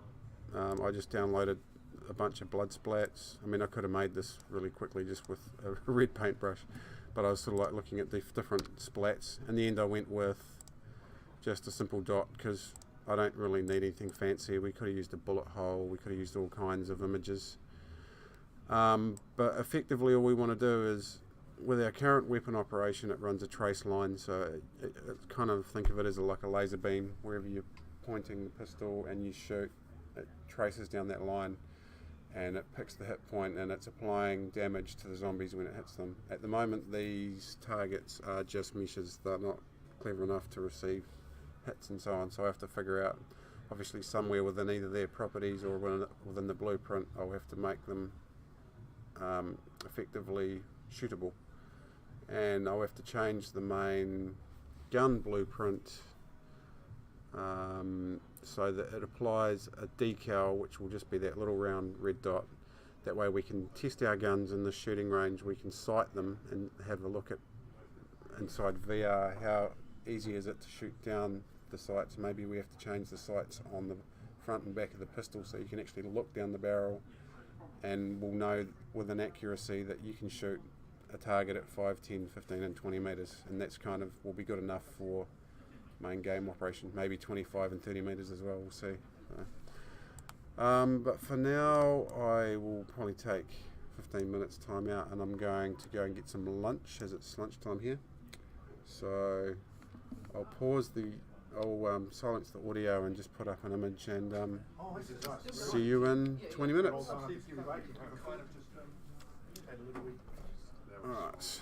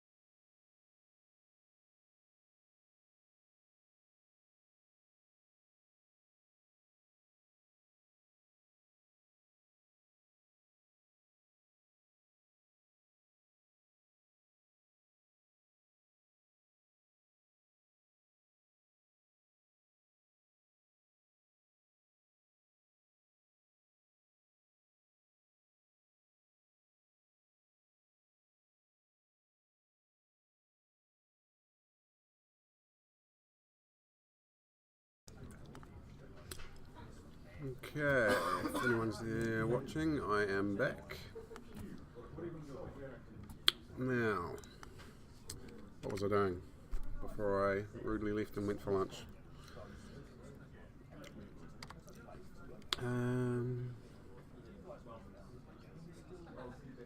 What's that? Calvo Thieves. It's up Unreal Engine as a game category on Twitch. Oh yeah, I'll check on that with Brock. Thanks for that.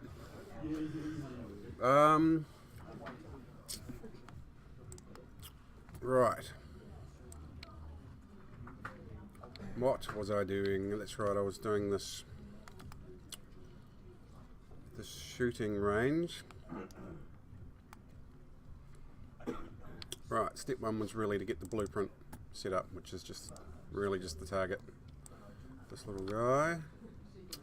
Step two, get it in the game, which I've already done. You can see here, every sort of roughly 5 or so meters. It doesn't have to be that accurate, it's just for crude testing. We don't really need to worry about the material on it, it's just a white target. So really the next step is to try and figure out, and again I have to point this out that I'm not a programmer, I'm actually a 2D artist is my job title.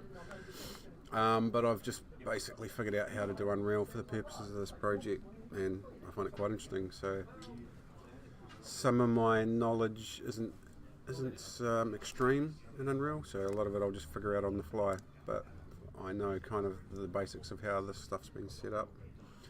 So we're going to want to be looking at maybe one of our core blueprints.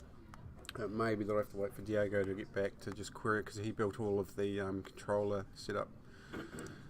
But we'll have a bit of a dig and see what we can come across here. So core game mode, it's probably not that, but we'll just check these and make sure it's not in one of these. So our main game mode. Hey Tim, one of the Unreal Engine community managers here at Epic. G'day. Love your work. Yeah, I'm a strange one that like I was saying, I'm a 2D artist, but I've kind of taken to Unreal like a duck to water. I quite enjoy it. Mainly because I like environments, so for the purpose of what we're trying to achieve, a majority of my work so far has been spent building environments for the game. Which I can go and show some of the environment stuff shortly. But right now, it's kind of a diversion from what the last few weeks I've spent just purely building the environments in the cave. So, one of our blueprints, it's probably not this one, but we'll just have a look and see if I can find an area. Effectively what we're going to want to do is something like this tutorial here, where they're effectively, if I make that big, spawning a decal at location, something along the lines of this. Whether it's got, we don't need smoke and all that, we just need to spawn a decal like a splat mark or a bullet hole at the location where we're hitting. So that's the kind of node I'm going to want to plug in somewhere, and I've just got to reverse engineer and figure out where I'm plugging it. So when you look at our, it's probably not on this one because this is get all actors in class. This is about our level structuring. Jumping to and from levels, adding them to the viewport, so it's not really in the main game mode where I want to be looking. Check will be player controller. I'm trying to remember the other day, Dago was showing me how and where he set it up, but I find as a non-technical Unreal guy, I'd find myself just scrolling through blueprints and trying to figure out, reverse engineer how it was all put together and figure out where I want to put this node, even if it's only for testing purposes. So we've got input action right fire.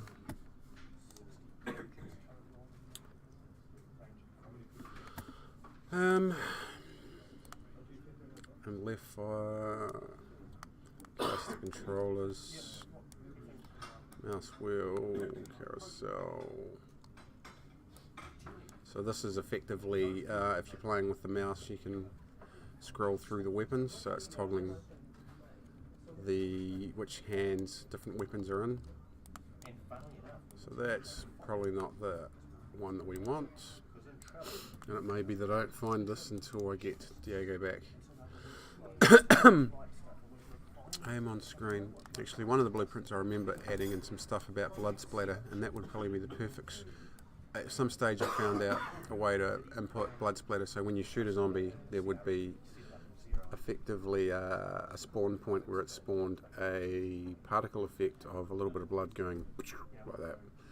And it's not overly accurate yet, it's just spawning at the centre of the object that you've shot. But I could use much the same thing as that for my little decal that I want to put on. And when I added it, I probably even put a note about what I was doing by putting a comment box around it, which is just good manners. So that's our aiming, accelerate, hands interaction, controller height, spawning to the controllers, filling the weapon array. So I don't think it's that one either.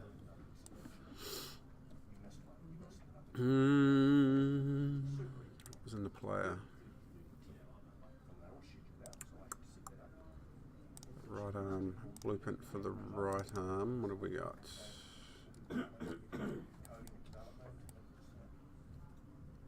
Aim, shoot, pistol. I'm not going to find it, am I?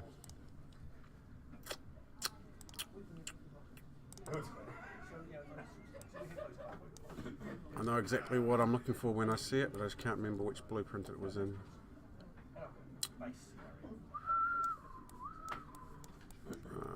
Next level. No, it's definitely not in here. Motion controller pawn.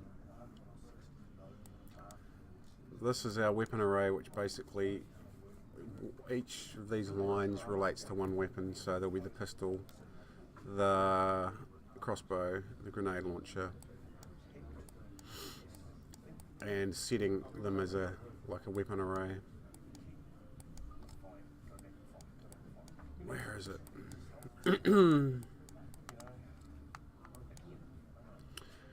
Right hands.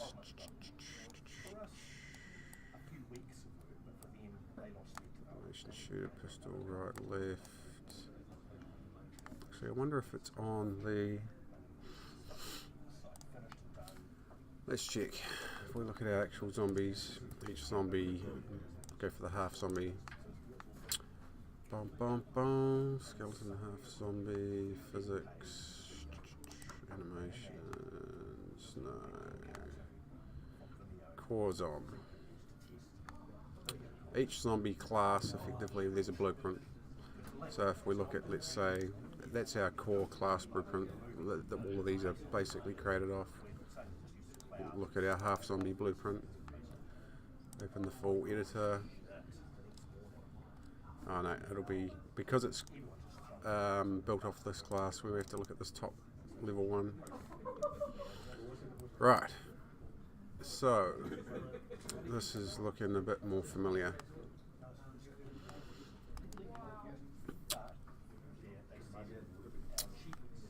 What we've got here is failure to communicate. Right.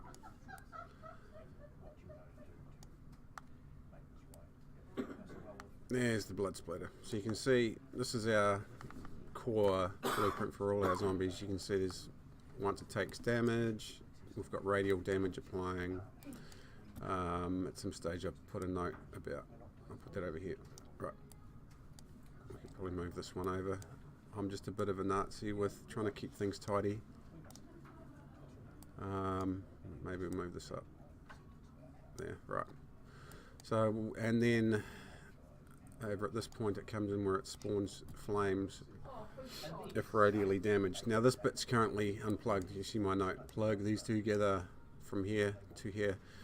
It is actually functional and working, but for now we've got it turned off mainly because what this guy does is he spawns fire at the mesh, basically the center of the mesh. It's pretty simple, so that if a zombie is taking radial damage, i.e. a barrel is exploding near him, at the moment that's the only thing that's applying radial damage, then it will catch on fire. So it's quite a nice effect. If you shoot a barrel, it explodes, it sets a zombie that's near it on fire, and it slowly dies and goes to the ground. But that was causing quite serious hits to our frame rate, which when you're doing VR work you need to keep a constant eye on. So for now that's disabled. It probably won't get re-enabled unless we figure out a way to... It's fine if you shoot 1 or 2 zombies with it, but if you have 10 of them all get set on fire at once, you're effectively spawning this particle emitting fire, which looks cool but uses a lot of frames, and if you spawn 10 at once it really creates a performance hit. So, event take damage, simulate physics. Back here we were spawning our blood splatter. Spawning an emitter. Now, spawn decal at location is the node. So as a test, what we could probably do is somewhere in here add the impulse at location.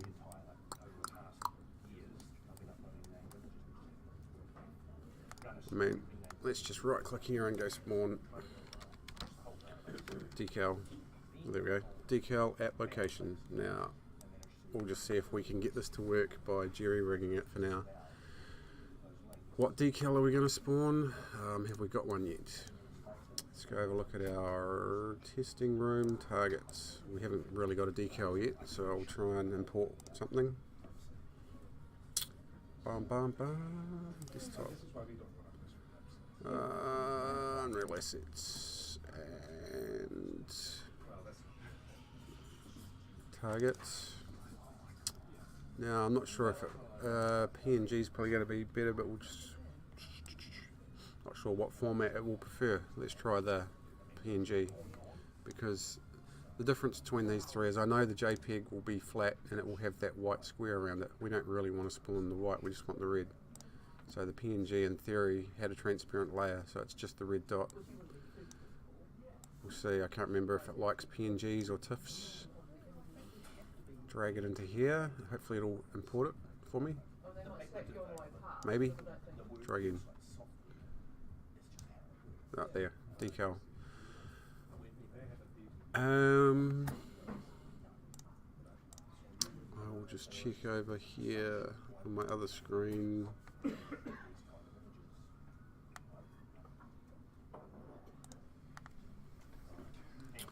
Spawn decal at location.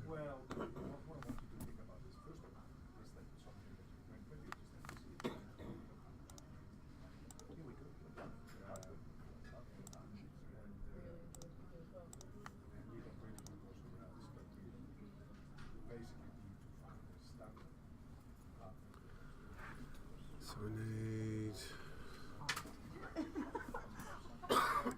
probably the first thing is going to be, I can guarantee, needing material, so we'll set that up first. Let's create a new material.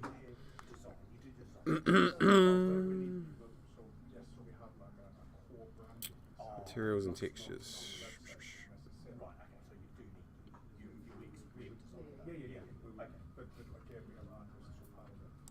Actually,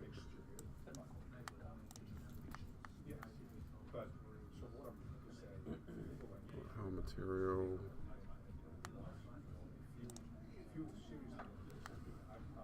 Whole material. Cool. Yeah. Sorry, I'm just on the side here checking a good old YouTube tutorial on someone doing much the same as what I'm trying to achieve, spawning bullet holes as a decal.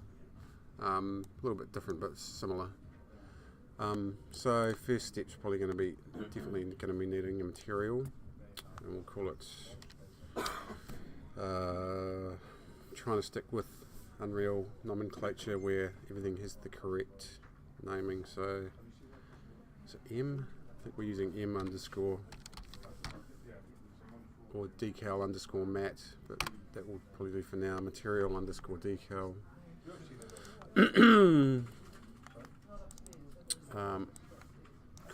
Let's make this big. Right. And we'll pull in our texture, which is a simple enough thing.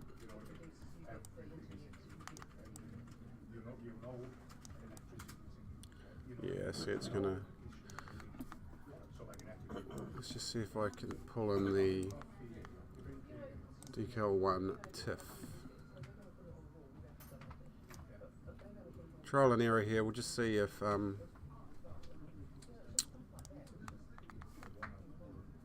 TIFF versus a PNG, whether it's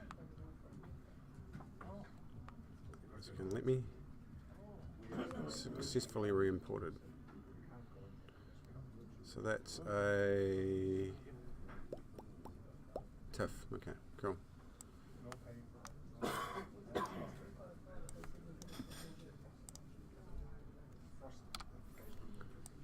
Yeah, I'll come back and fix this in a minute, but obviously I don't want the white area applying ugliness, but we'll see if we can get the actual blueprint working. We'll come back eventually and play around. We'll have to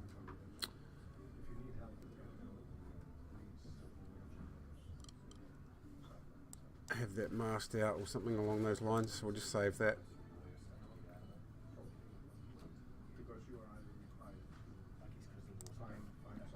Now, what we'll do is we'll make ourselves some space here. So I'm in what BP's on, which is our core zombie blueprints. So we'll delete that. We don't need to change any of that.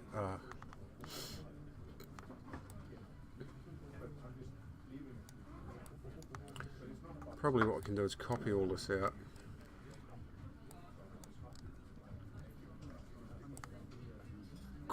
Copy.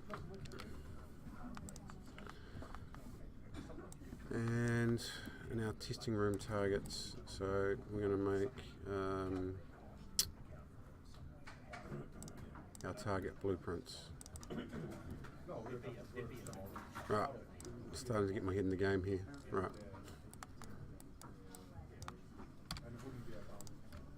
Right, all I've done is copied and pasted from our zombie. So effectively we've made our target have the same functionality as a zombie. Now there's going to be errors because a lot of this we want to strip out. What's going on here? Growls, so this is all audio. We don't need spawning sounds. We don't need to be having fire emitted. We don't need any of this. Get movement mode. Some of this we can probably just leave in place. Obviously all the mesh and capsules will be wrong. Set collision, delay, destroy actor, movement modes, impulse. Spawn emitter, so that's our blood splatter. So it might be that I just replace this whole node with spawn decal. Prevent any damage, radial damage, simulate physics. Right, so I don't think we even need that node. Point damage. We don't need the radial damage components. We don't really need the sign simulating physics or anything fancy. Add the impulse.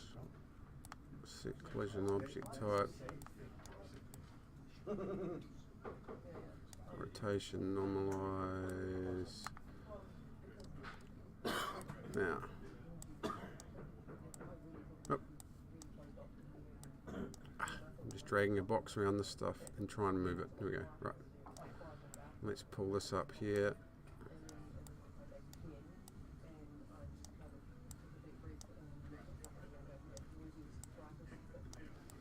Okay.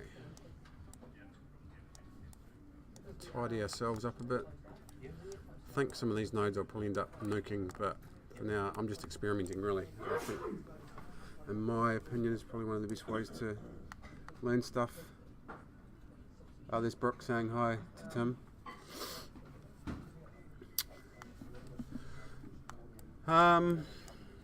Let us see. So, going back to my YouTube tutorial that I had, it was spawn decal at location. So we're going to want to spawn decal at location.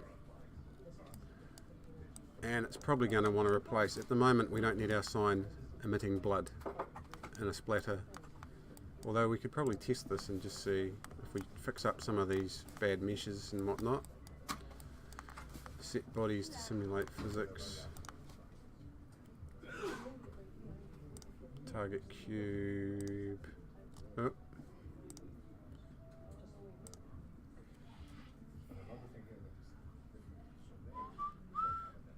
Target plane components.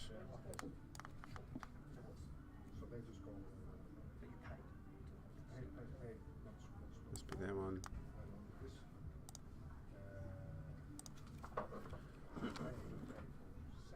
Chatting to your audience? A little bit. Engage where you can. That's how Linda got the numbers up.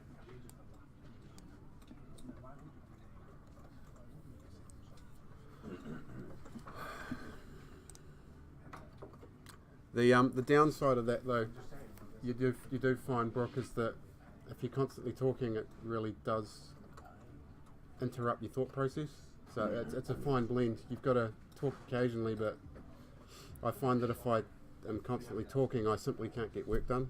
So that's all I'm pointing out. I know that the work goes slower, but the thing is, for this work to be to yield what we need it to yield, we actually need the community engagement. Yeah, yeah. So it's almost the more important. So that's what I'm activity. saying. I'm trying to, every now and then I'll try and explain what I'm doing, but I really find that maybe guys can't multitask as well as women, as they say. But I try and, like, I'll explain what I'm doing, and then I might work for a minute, and then I'll try and explain, and then I have to get my mind to focus, especially in blueprints. I was trying to do it before. I found myself going in circles because I was talking so much that I didn't really think about what I was doing. It's hard. Fair enough.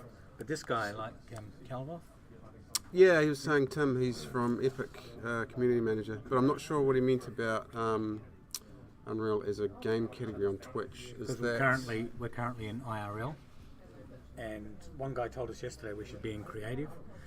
But I what's think IRL mean though? in real life. Oh, okay. So, because this is in real life game development, right? That's what we're doing. Can you be in multiple categories though? No, you only you have get one? 3 of these tags, Oh, and yeah, you get to be yeah. in one category. So it's hard to say what we should be in, but certainly Unreal might give us more contact with the Unreal guys. Yeah, I guess it Creative depends. would give us more contact with the people that sort of rated us the other day, the Edelmist Yeah, guys. you really want to get Overall people games. that are interested in game development, but also interested in Unreal. Yeah, it's a tricky one. You've got to get the right tags, I guess. But yeah, I appreciate it's a bit of a distraction, but yeah, try and engage yourself with these guys. Certainly answer any questions, because that's really the point of the. Yeah. That's all I'm saying is I'll try and I find I have to mix it up. My brain can't cope with talking and doing. Oh, what's that up there? New Prime. Okay. Yeah, that's don't worry right. about that stuff. That's the distracting stuff. Viewports, right. So at the moment, because I've been hacking this blueprint, and again, like I was saying, I'm a 2D artist, so some of the stuff I kind of figure out as I'm going. Yep. Obviously, my blueprint meshes are a bit not happy at the moment, but it's probably because in the event graph there's a bunch of errors because I copied all this stuff straight out of the zombie blueprint. So I can go and delete some of these because I might even get rid of that node. I don't need the collision for what I'm doing. I'll need to plug in the correct mesh there and here. Character movement, we don't need to know about it. Set movement mode, we can probably delete that whole node and go straight to here. We don't even really need to know about collision. I don't think, no. And that and that. we can just reconnect in here hopefully. All I'm doing here is fixing any broken bits from the stuff I copied in. Just compile it and look for errors, which there will still be some. Simulate physics, set object type.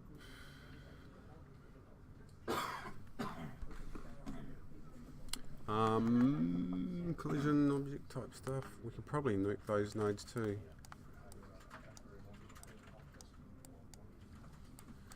Point damage. All we're really trying to do is apply this little joker in here. For now, let's. So that one and that one both feed into there. Let's just nuke those. Oops.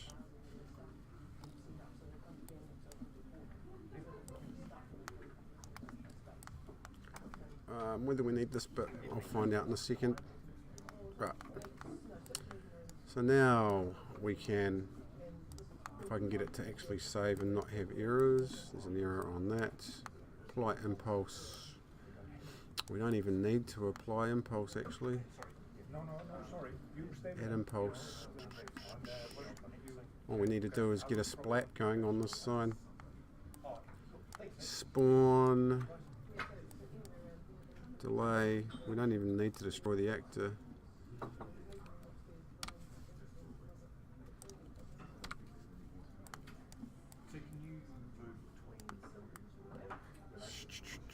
Add impulse at location.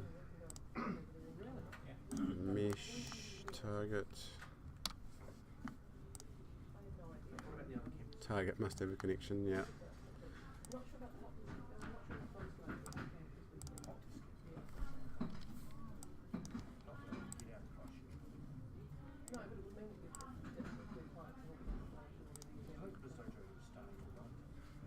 Target plane. There we go, right. There we go. Well, actually, let us save it now that I've cleaned up all the garbage that was in there. We'll see if this works. Actually, we'll just test it like it is. At the moment, it will spawn, in theory, where we shoot it, it will do a blood splat, in theory. Because all it's set to do is event point damage. It comes out and emits this blood splatter particle effect at a location which is from here, the hit normal. Then it does a bunch of fancy stuff around normalizing the vectors and rotations, and we don't really need this, but I'll just see if it works. Save.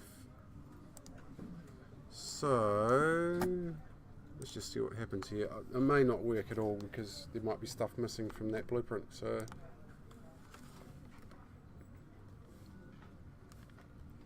let's just see.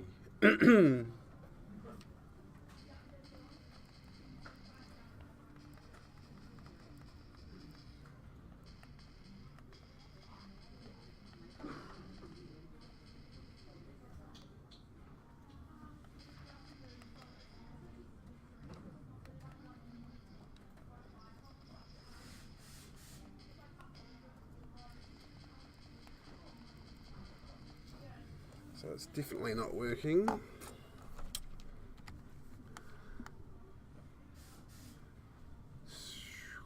Right, let's see what we got. Browse to assets. Yep. Open the assets.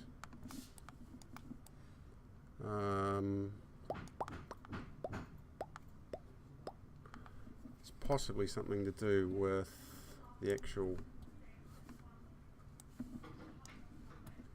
assets, especially that image plane. I'm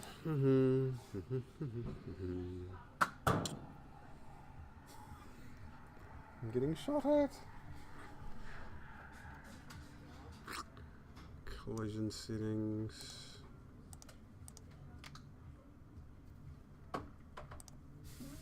Possibly that collision stuff.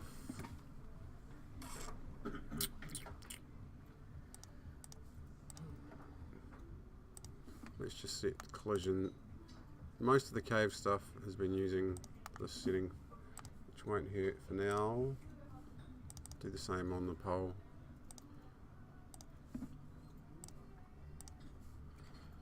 Me. If we take another nosy at our blueprints, I've never checked this front bit.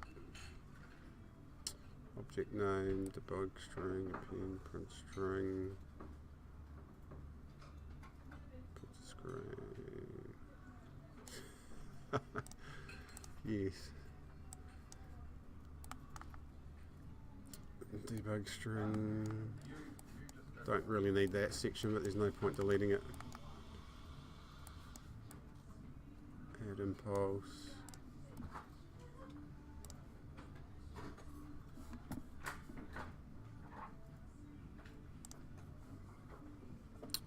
Let me just check one of these tutorials.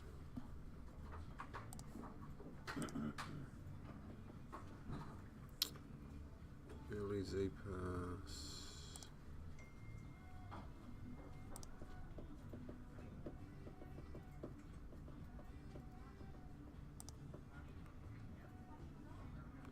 Debuffer decals under rendering. Project settings. Oh yeah. Let's just check our project settings.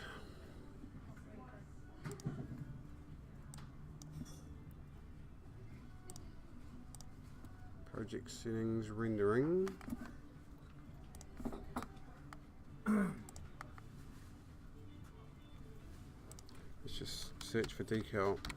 Right, debuffer decals is ticked. Okay, that's alright.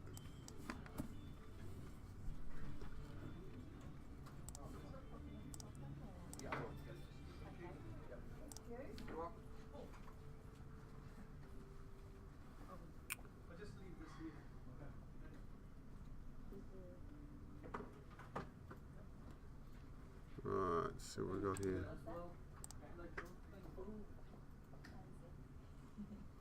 Spawn decal at location. Right. This one just cycles through all of it. The green one. All the way around. That's really cool. It is. Yeah, really expensive.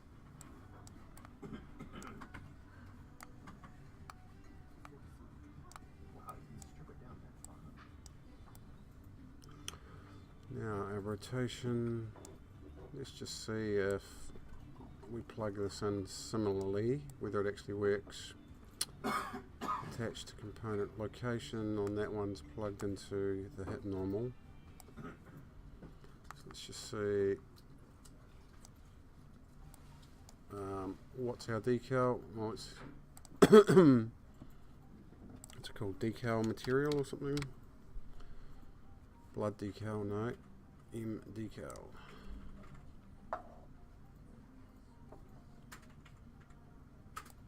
Lifespan of 0 doesn't destroy. No, make a lifespan. No, 100. Whether that impacts anything or not, I don't know.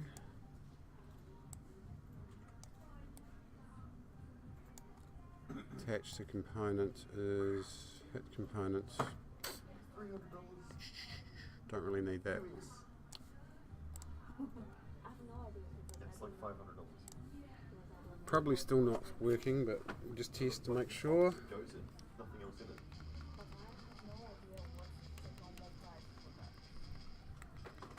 That's an expensive one. Let's put it that way. That's double the price of one of these. That's a Spawn decal.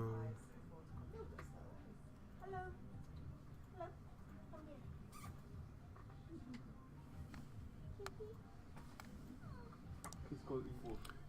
Is he called Equal? Normal, make rotation.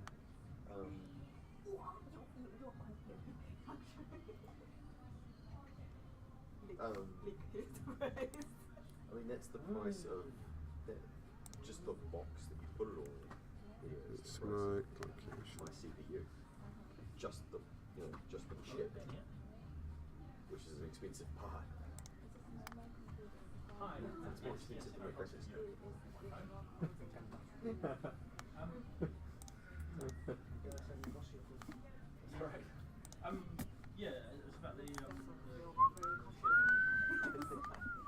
this the kind of dog you want? Yeah. Yeah, I will bring you home. You can put it in my bag. Yeah. Very much. Actually, what I should check is I'll check with Diego. Hey Diego, Yes. picking your brain. Yes. I'm just trying something a little funky here. I'll show you what I'm doing. I've just set up a blueprint of these targets. So like I was saying, what I want to do is apply a decal, like just a red dot, so that we can test our weapons in this testing room and shoot them and see how the sighting's doing. So in theory though, if I browse to this asset, so if I look at it, I've got them set up like this. Yes. So just 5, 10, 15, 20 metres. And I want to be able to shoot them, and when I shoot them it applies the little decal. So if I look at the blueprints, I'm just gonna set my glasses. I'll just check if this is from your understanding the right way to go about it. I'm assuming that I would have put it into the blueprint of the actual sign. Yes. Like at the moment, our zombies, for example, when you look at our base zombie blueprint, is set up. If I double click on it, where is it? Oh, there it is. Are you currently doing that with the zombies? No. So at the moment, I'm just looking at this part of the blueprint of the zombies where, when there's point damage, event of point damage, it will spawn emitter, which is that little blood splat Yes. that I added ages ago. Yes. So I've just kind of copied this whole section, and there's a whole bunch of stuff about physics which we don't really need. All I need is the sign to go splat, Yes. like a little red dot. That must work on the. So if I actually open this, It's a fairly good one. edit the blueprint for that target sign, I've copied that whole section in and just retrofit it really. This stuff I could probably delete, but it's got much the same. Yes. If there's an event of point damage, then at the moment I've added this one, spawn decal at location. Spawn emitter's still there, I can delete it in a minute. But in theory that should work out. It should just apply this decal, which is in my targets. There's this decal which is a TIFF, but I've made a material called decal, which is just that TIFF applied, which actually is getting the white. I'll have to get rid of that. Yes. But it's just a red dot on a white background. Yep. I haven't added any other nodes there yet, like normals and stuff like that. But, so in theory, that's what I was thinking. In theory, I should be able to just plug in. Yep. But at the moment, if I compile and save that and play it, when I shoot that target, nothing happens. I was Can you see the red dot from the gun? On the object? Can you play that? Remember I turned off the red dot, the sphere. Okay. Do we need to? This. I'm wondering if I need to the actual mesh. Whether I have to, like I just turned on. Whether there's something else I have to turn on the actual mesh. Yes, because we are looking for. Because the gun trace line needs to be able to see Yes. that mesh to shoot it. Yes. Do you remember at the beginning with the barrels, you were not able to shoot the barrels? I think you changed them like homes. Changed something on them, didn't I? I can't quite remember what it was. This could be the same way. So probably what you can do is to put back the red dot and see if the dot is being shown on the. How did we turn off the red dot again? I can't quite remember. It was on the gun. So it was in the gun, Pistol. in the weapons, pistol, the actual blueprint. Yes. We disabled something, didn't we? Yes. So if I go up here, it was that line. Yep, shows that one. Is that for the gun? Oh yeah, it Yes. is. Right. So if I connect that line again, we should have back our debug sphere. save, go to the testing room, play. Just trying to step through the logic of why it won't work. So, yeah, got the debug sphere on the barrel, on them. It doesn't go on the sign. Yes, that makes sense then. That's why it's not applying. Yes. Right, so somewhere in the actual sign mesh, there's Yes. something that's stopping that debug sphere from being Yeah, able to... the actual thing that is doing that, could you go back to the... To the mesh, No, to the pistol. to the pistol, Pistol blueprint. blueprint for the pistol, Yeah. because I can get rid of that in a sec, but that's what I couldn't quite figure out the logic of why it wasn't, the sphere wasn't showing up on that mesh. I think it's on calculation hit in one of the Get functions. aim, calc hit at, Yes. or calculate hit. Could be both of them, I'm not sure. Line trace for objects, move this. An array of object it's that one. references. Yes. This array? No, this array, the make array, yeah. So we're just pointing to pawns and destructibles. They made their own thing. Oh, so I have to set the class of that mesh to be a pawn or a destructible. Yes. And in that way Man. it will Okay, so let's try that. Right. No, this makes sense. Or probably this is time to like We could add more classes into that, but for now, this is just a Yes. testing room. This isn't permanent. that means you cannot affect any other parts of the world. Nah, that's right. I'm only doing it for this one room, and it's not permanent. It's just so we can sight the guns. Yeah.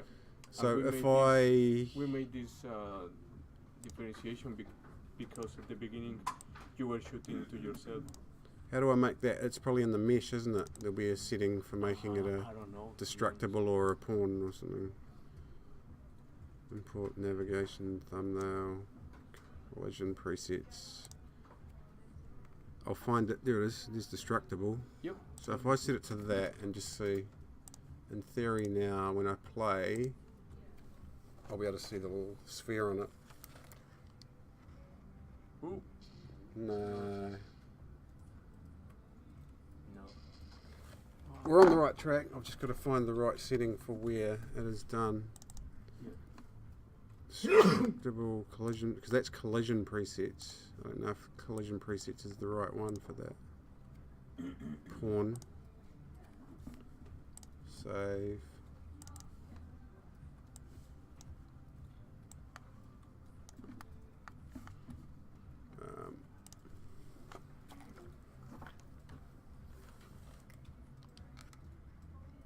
No, so it must be in another place. Probably you can compare the barrel class with the class of this. Yeah, that'd be the way to go. So if I look at my barrel, Christ, so many folders, meshes, props, barrels, exploding barrel, that blueprint, ish.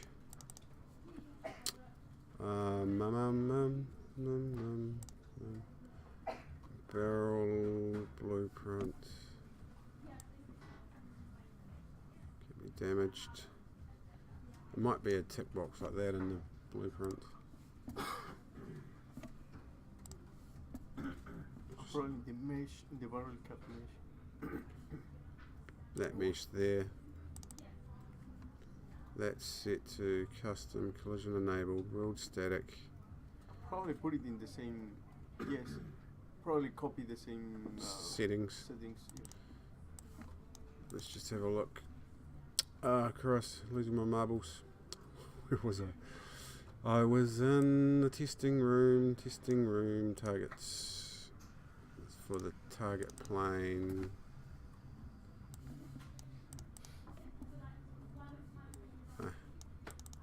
Pull this to that screen. Right. Complex, custom, collision enabled, world static. Custom. Object type, world static. It might be the world static thing. Yes. Hang on, here we go. Yeah. Collision, that's all disabled, but customize collision.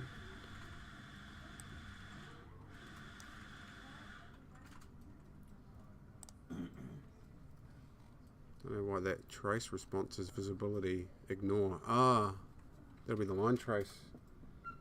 Yes. Must be. Save.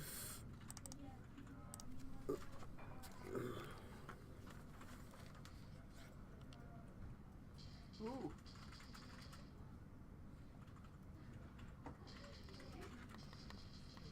Right. I mean, I'll compare the meshes and the blueprints between the barrel and that one.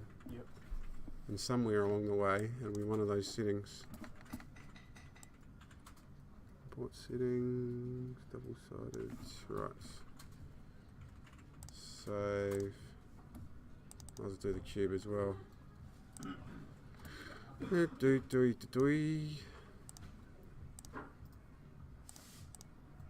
World static. Save. Let's look at our blueprints.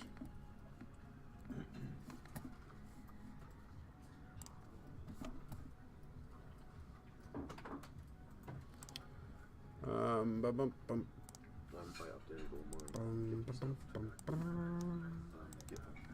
last night. Just Right. So this is our blueprints. Load. This is my first call to the API. Can be damaged, yeah. An error just with this guy.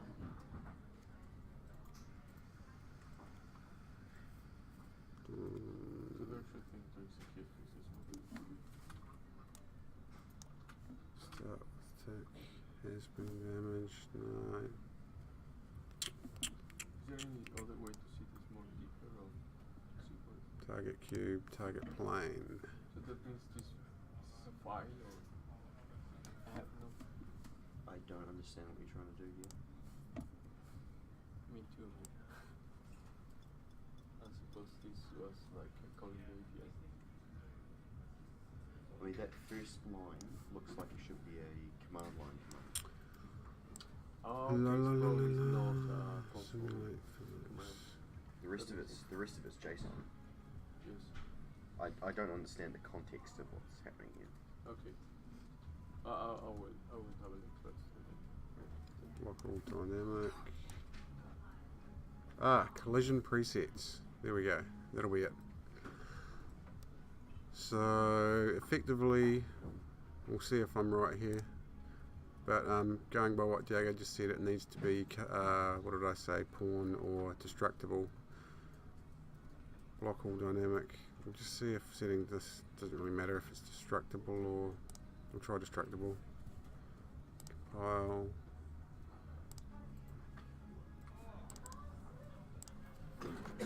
What we're trying to get is that little sphere to show up. There it is. How did you do it?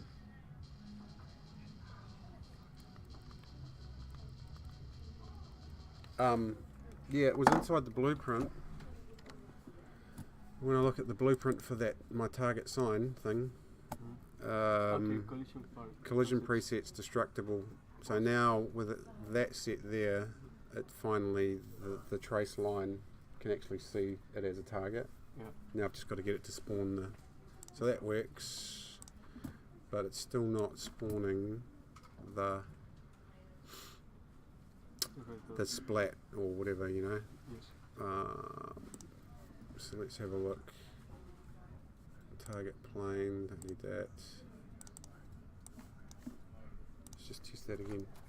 So in theory, because at the moment the blueprint has got the two components. One is the blood splat and the other one is the little dot. So you'd think one of them might work, but Looks like something is happening on the. is there something happening there? Yes. Where? It's over there. When you shoot.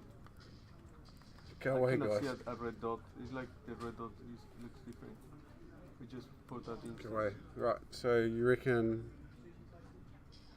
Yeah, something happened. Can you see that? it disappears for a second, doesn't it? Oh, probably it's the movement of the gun. I'll do it here on the floor. Yeah, it does the same on the floor. Does a little jump Yes. from the gun recoil.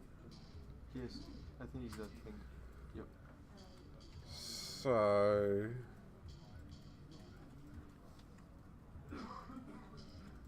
Yes. Is that the same thing?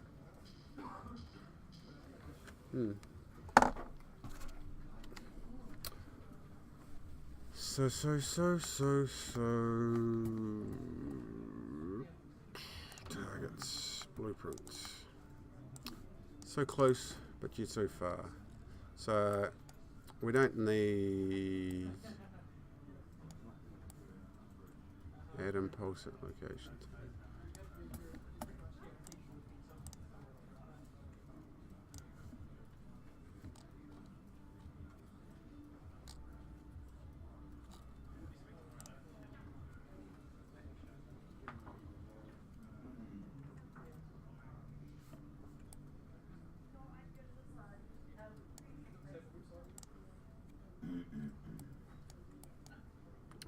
Wait. Event point damage.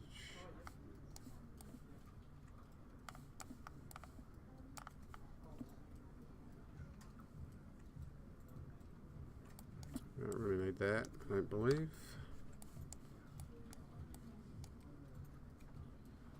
Decal size. Let's set all to zeros, won't help. No, let's just try something.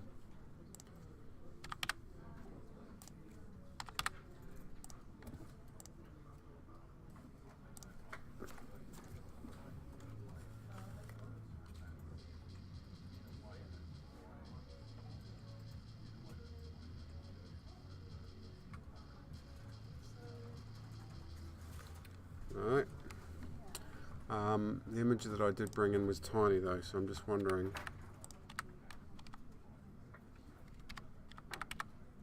If we bump this up to 100, just to see if it is super tiny is the problem. No.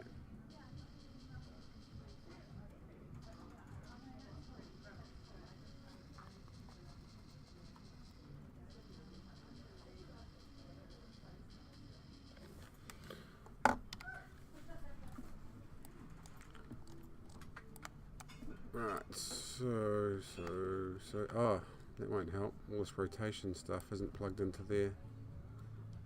Oh no, it is. Right, let's get rid of the blood splatter.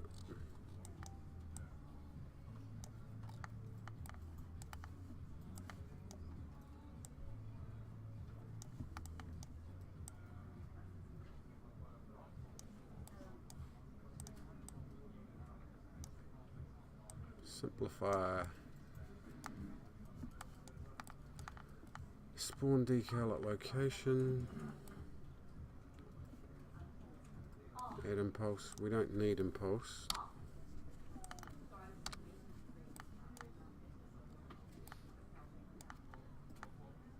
So normalize rotation.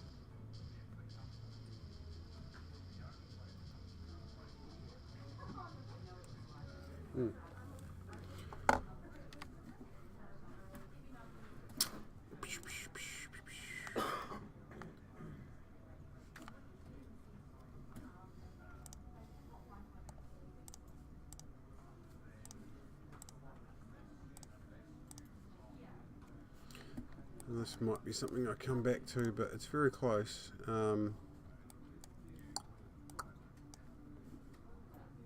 from direction, normalize rotation from X. Location.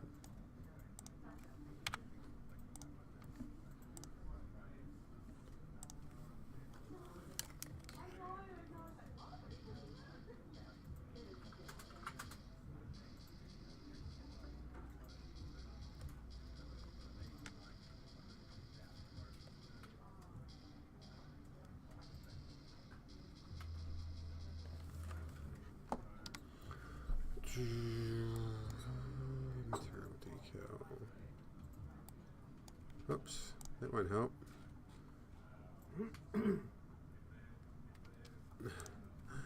XYZ sizes are all different.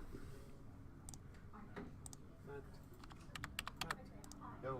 did you finally see that No Man's Sky is getting multiplayer? 1,000. Really? Just want to see if that was affecting it. Oh. The end of July. So you can play multiplayer with friends. Finally.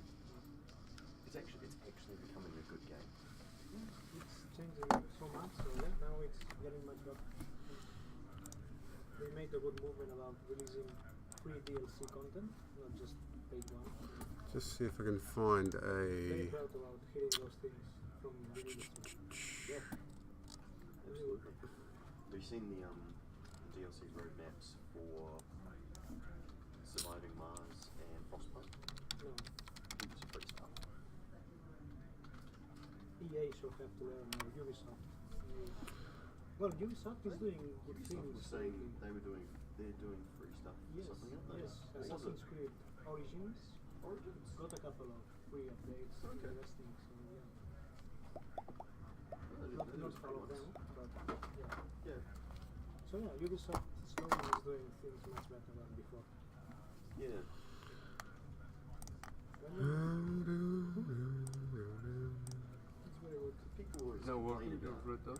love to complain Yeah, I'm just trying to figure out why like this. It still doesn't apply the decal. good games. Something probably quite simple is causing it. The zombie effect is not doing that. It's quite different. What you are doing is to run They are very strong, they are very solid. a particular effect. Yeah, when I do it on the zombies, I deleted the section out, but on the zombies it spawned particle emitter at location, so that spawns the blood and it just goes splat. And what you want with this one is What to all I want to affect do is the apply, texture. effectively like apply a sticker or a decal, which is just Like the way the map an image of a red dot. But that means Yeah, no, that's pretty nice. change the current texture, isn't it? watching the So gameplay you want to stuff, affect the texture. from Yeah, you're Because what applying. you are doing is to run in the zombie, you are running a particle effect, and that Have you seen the happens. gameplay? Yep, it's a, What you want now is to change the actual texture of the. yeah, which is a different node. I use spawn decal at location, which is the one Oh, when I you see. look online they say Okay. it's kind of like a bullet hole. Like when you shoot a wall in game, it'll spawn, I believe, spawn decal at location, puts the bullet hole on the wall, Yeah. so you can just go da-da-da-da-da. Ah, you're currently doing that with the watch. No, not No. yet. No, but there's So is, something is this same functionality for that one? much the same. I thought that I think that this should has to do with the material thing. Oh, I hang mean, on. change the material. Receives decals. Sorry. No, that's alright. I'm going to watch this little YouTube video because I just noticed there's a tick box in his blueprint that he circles. Where is it? Rendering receives decals. Okay. And that's on the object blueprint. Details. Let's just check. Rendering receives details.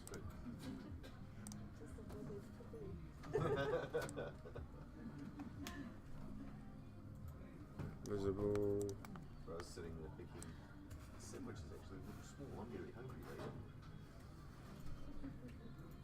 Oh yeah, receives decals is ticked.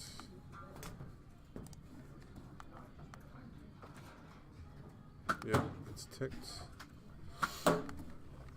We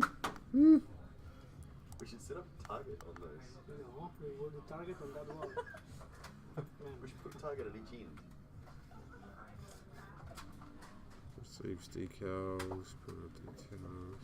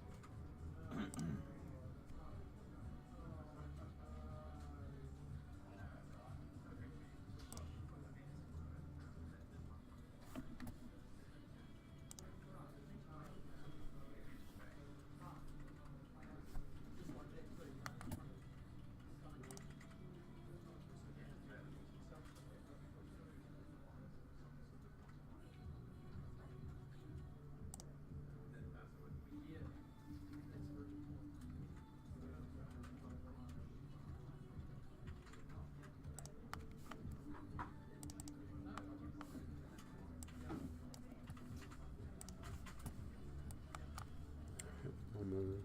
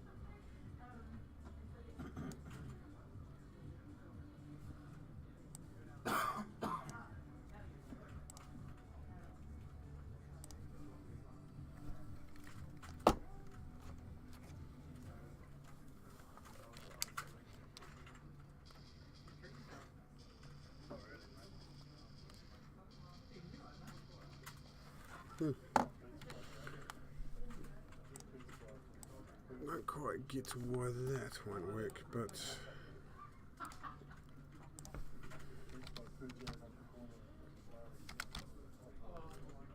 spawn emitter at location. If we put that back in,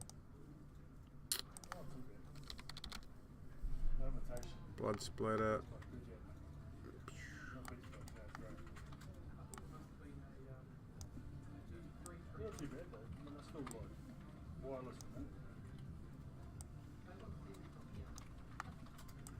Come on, folks. Come on, have a feel. Come on, have a feel. Just want to see.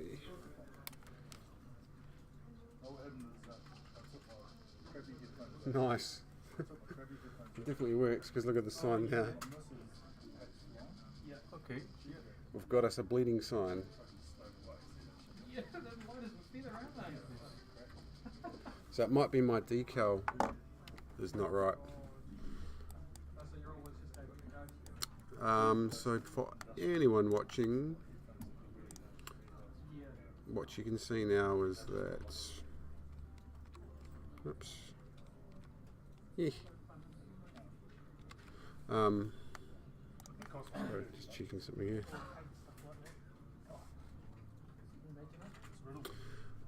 Just by, I guess, a process of elimination, I put back my spawn emitter location, which is spawning a blood splatter, which is a particle effect.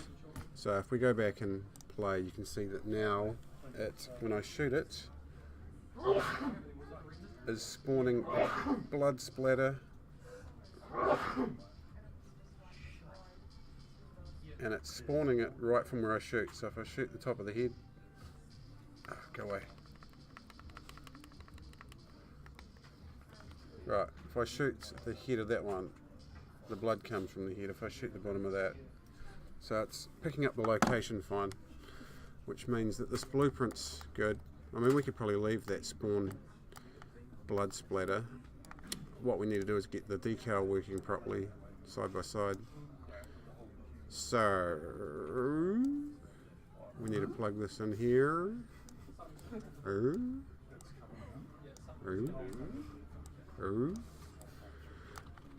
Much the same setup. Rotation is the same. The location is the same.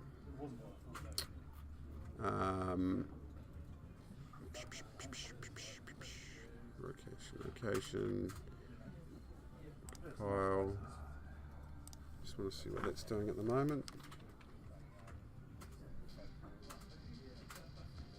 Oh yeah, because we have that plugged in there. We'll only take them one at a time. Let's break this. I don't think this will actually work because it will want to take all of the same stuff. It's just, it'll still need all the other details. Right, so the blood splat's working.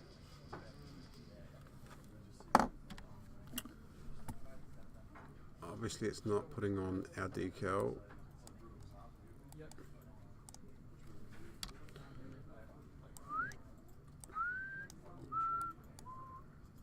Rotation.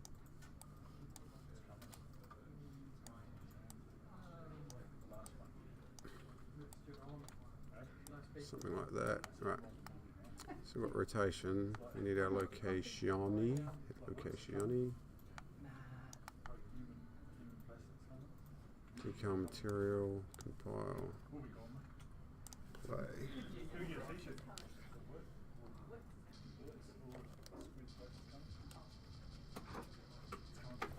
Now,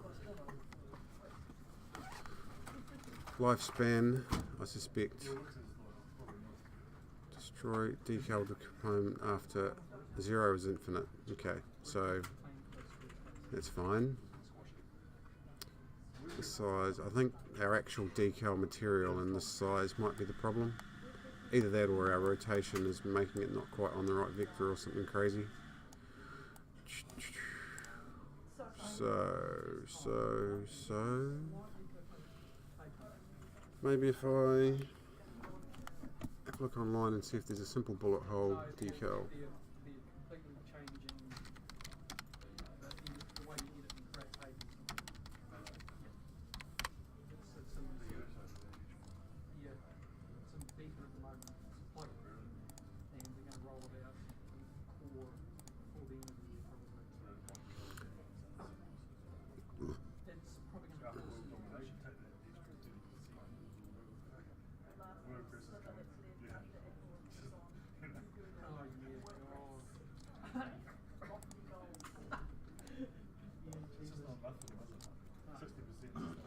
Right, spawn, bullet hole, location, location.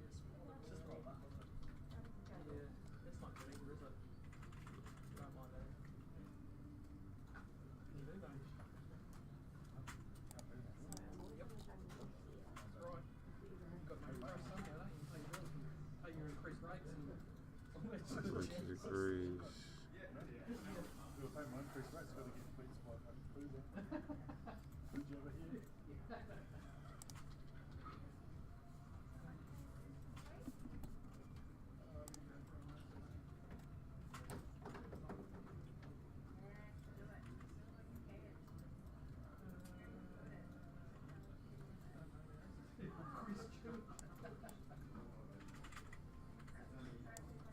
Let's just break that link. It could be the rotation that's breaking it.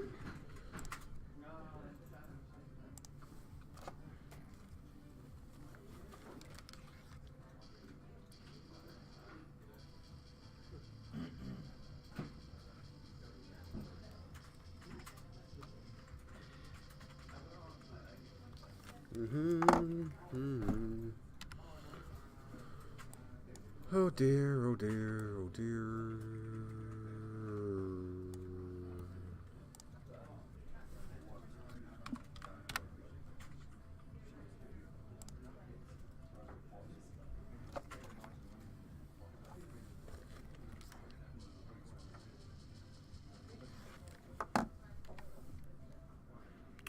Size.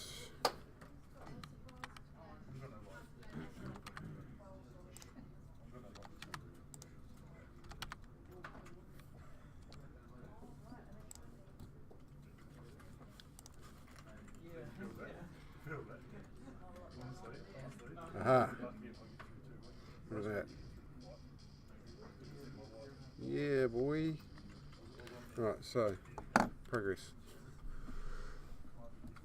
So with these settings, we get something happening. Not quite what I wanted, but something is actually happening. So it's something to do with the size and rotation. If I go hit location as location, rotation.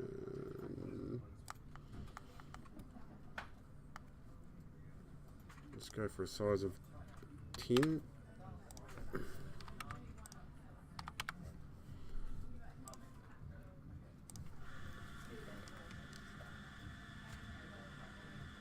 Right.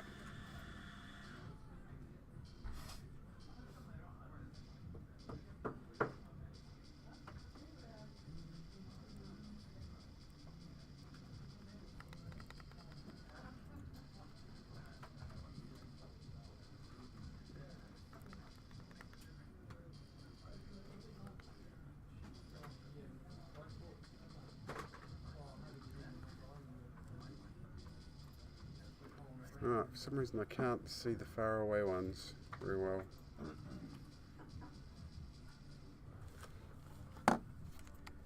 But I'm just trying to get this to a size that kind of works.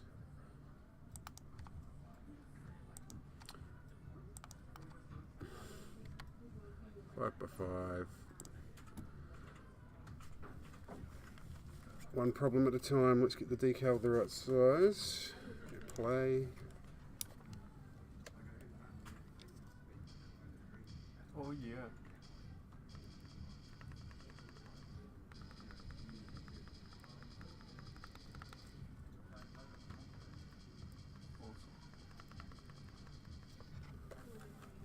So that's, How are you doing that? eh? How are you doing that?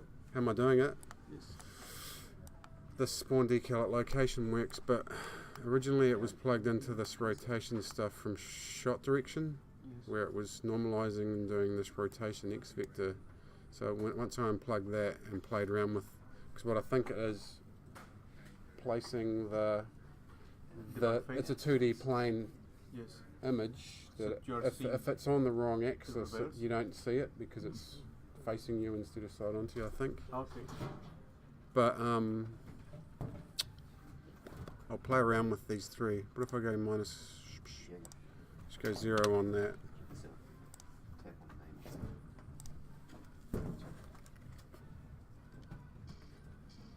That's the same button. Hmm. Why are we doing this? Hmm? Why are we doing this? Because. Let's go 0 on all of them. Okay. Because I am, that's why. Well done. Looks amazing. I love it. It'll look even better once I finish it.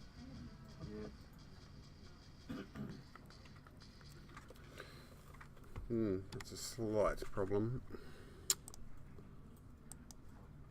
Let's try something bigger. The only slight issue I have is that the further away that the target is, the less likely you are to see this decal. We'll stick with 5 for now. Let's just try.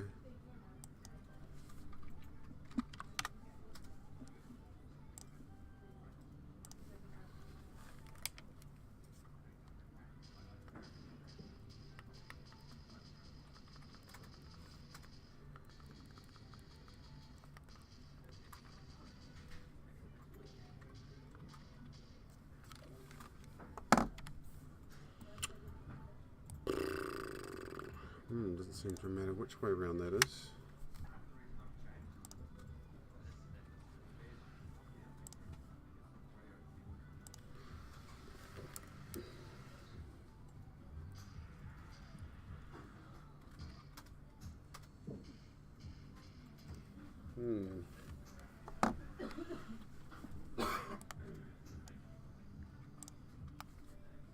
If we make these 8 by 8 by 8.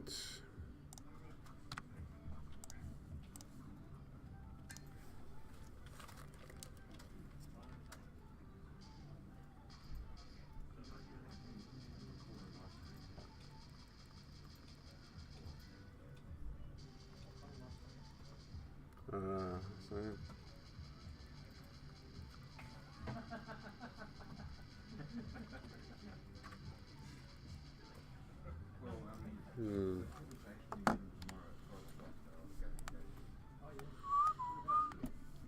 So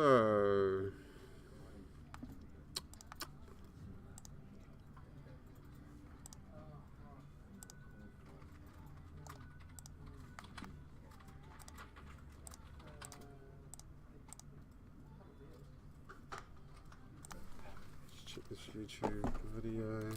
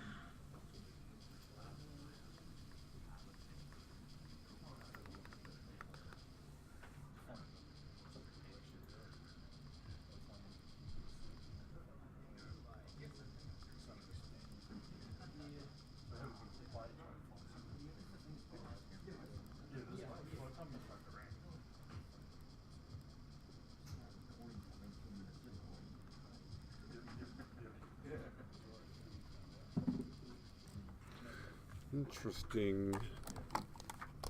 So it really is just a placement issue within it's a mixture of the material and the actual blueprint of this, but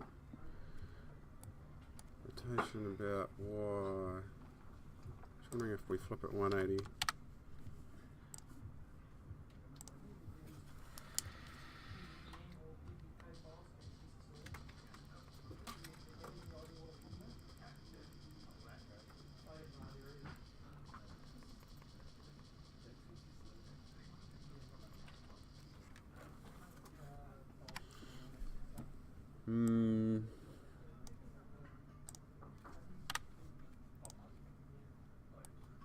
Spawn decal at location.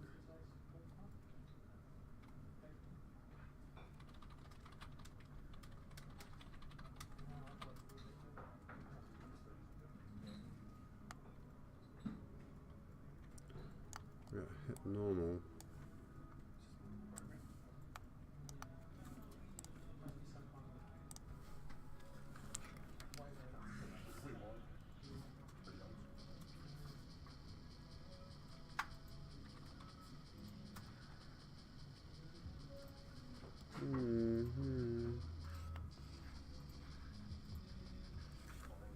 Not quite. Location.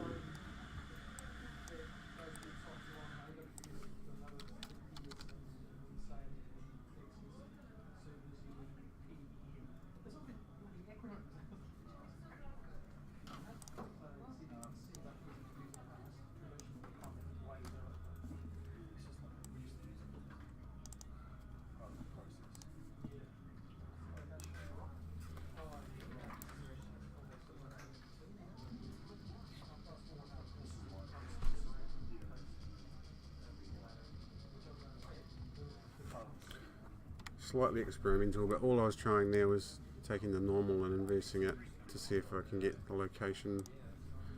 Actually, that probably should have gone into rotation. Jesus, I will end up deleting all of this. You never know. Just check it didn't miraculously fix it.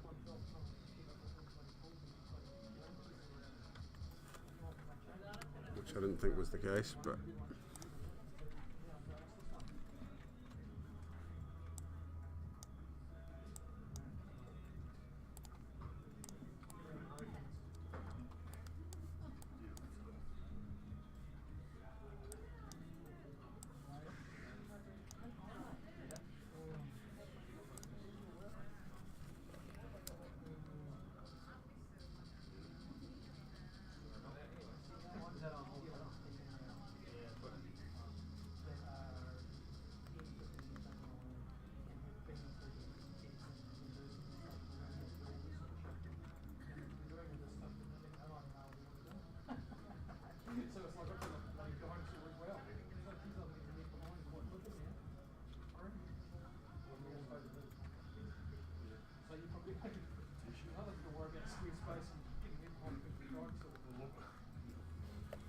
okay.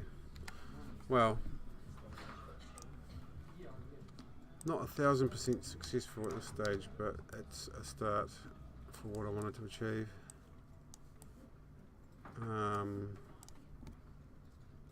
Let's just have a look, looking down the barrel properly.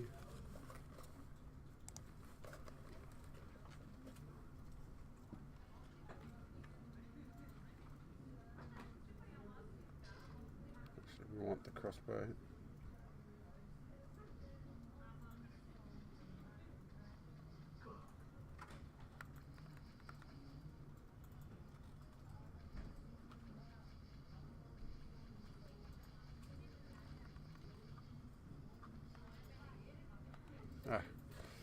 What I should do is load this level without, we'll just save that.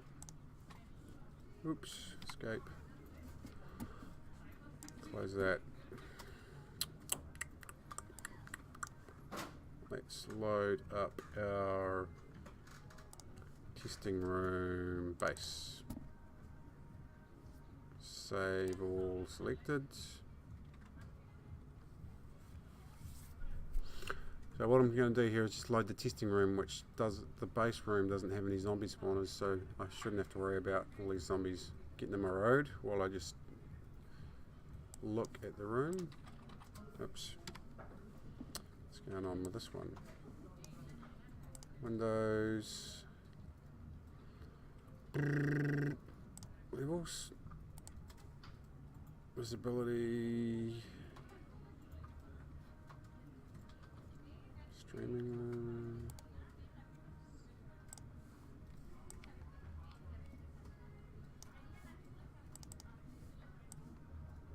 Okay, this room, the base must not be a functional room. What we can do is just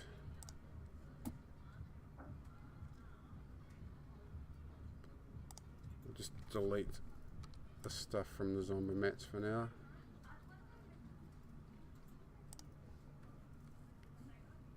Play.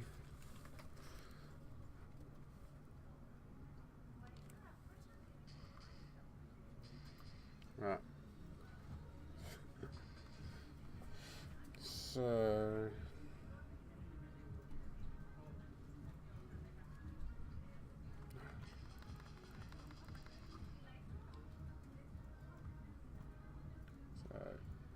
when I'm holding this in VR and looking down the sights, I'll aim for the center of the head. Oh, bloody hell. Level auto loading is in effect, so I have to wait for this for a second.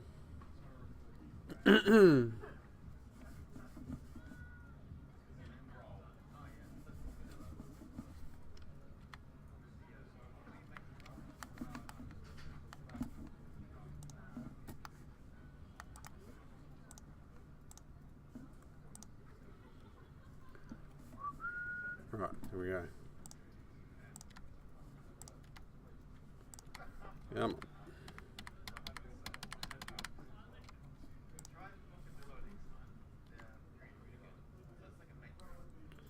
Alt tab.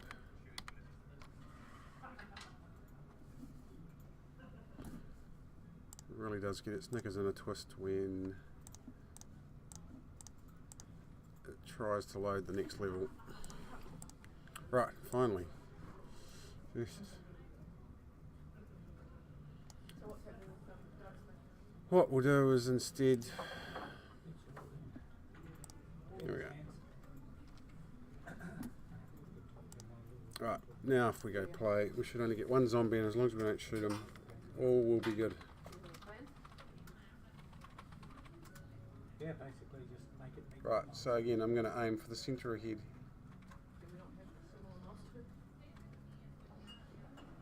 We met our milestone as it's written and described. They think there was technical debt because we haven't actually fused the tracker information with the information. We have two separate questions. I said, well, yeah, some technical debt takes like 7 hours worth of stuff.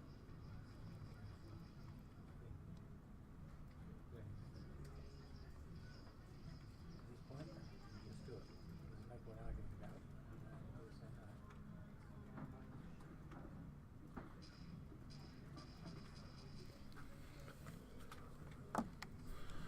Right, so what we've established is that our gun sighting is possibly fractionally out. You probably won't be able to see it that well on the screen from watching what I'm doing, because in VR I'm holding the gun up and actually looking down the barrel, which I don't know if that translates quite to what you're seeing on the screen. But what I'm seeing on the screen is when I aim at my target guy. If I do it again now, actually, if I aim for this front one, and if I aim for the centre of mass of the head on it, so looking through the sight on the crossbow, centre of mass, I shoot and it misses. And if I aim slightly down at the neck, it's hitting the top of the head.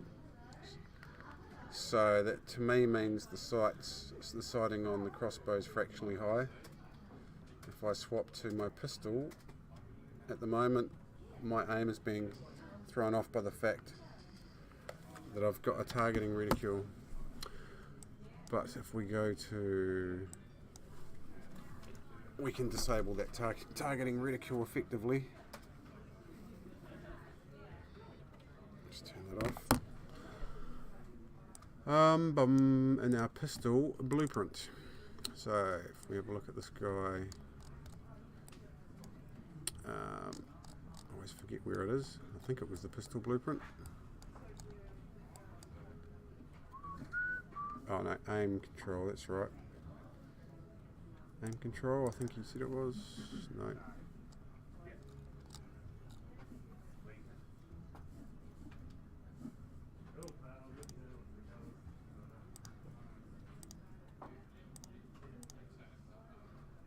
Calculate hits. No.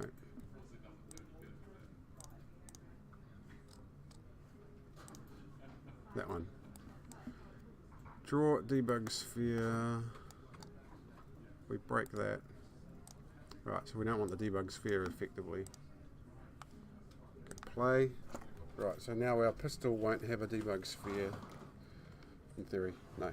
So if I shoot the barrel, burns. So again, we'll test this now. If I aim for the centre of mass looking down the sight lines of the gun, which we don't have a sight on the front of the barrel, which isn't really helping, but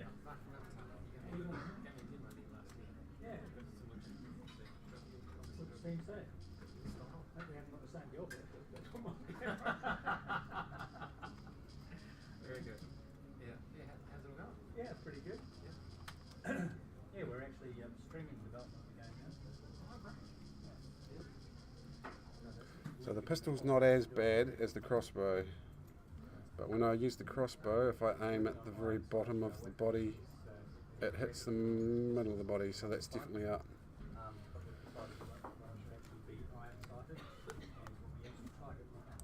So, I have to go home in a minute, so I'll probably sign off in a second, but just to summarise what I've been doing here, a lot of trial and error, but basically setting up a way inside our testing level that we can basically sight our guns and see where the sights are. It's still got a bit to go. I've got to get that decal to work properly. Let's just save everything here.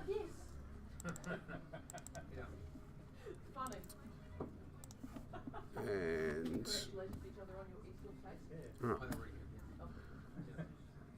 And yeah, I don't know if I'll be streaming tomorrow or whether Linda or one of the other guys will be streaming, but I'll sign off for now. Check there's no questions. Sorry I haven't been watching it as closely as I could have been. Just inside VR, it's quite hard to follow the stream comments, but yeah, I'll sign off now and we'll catch you another time. Okay, bye.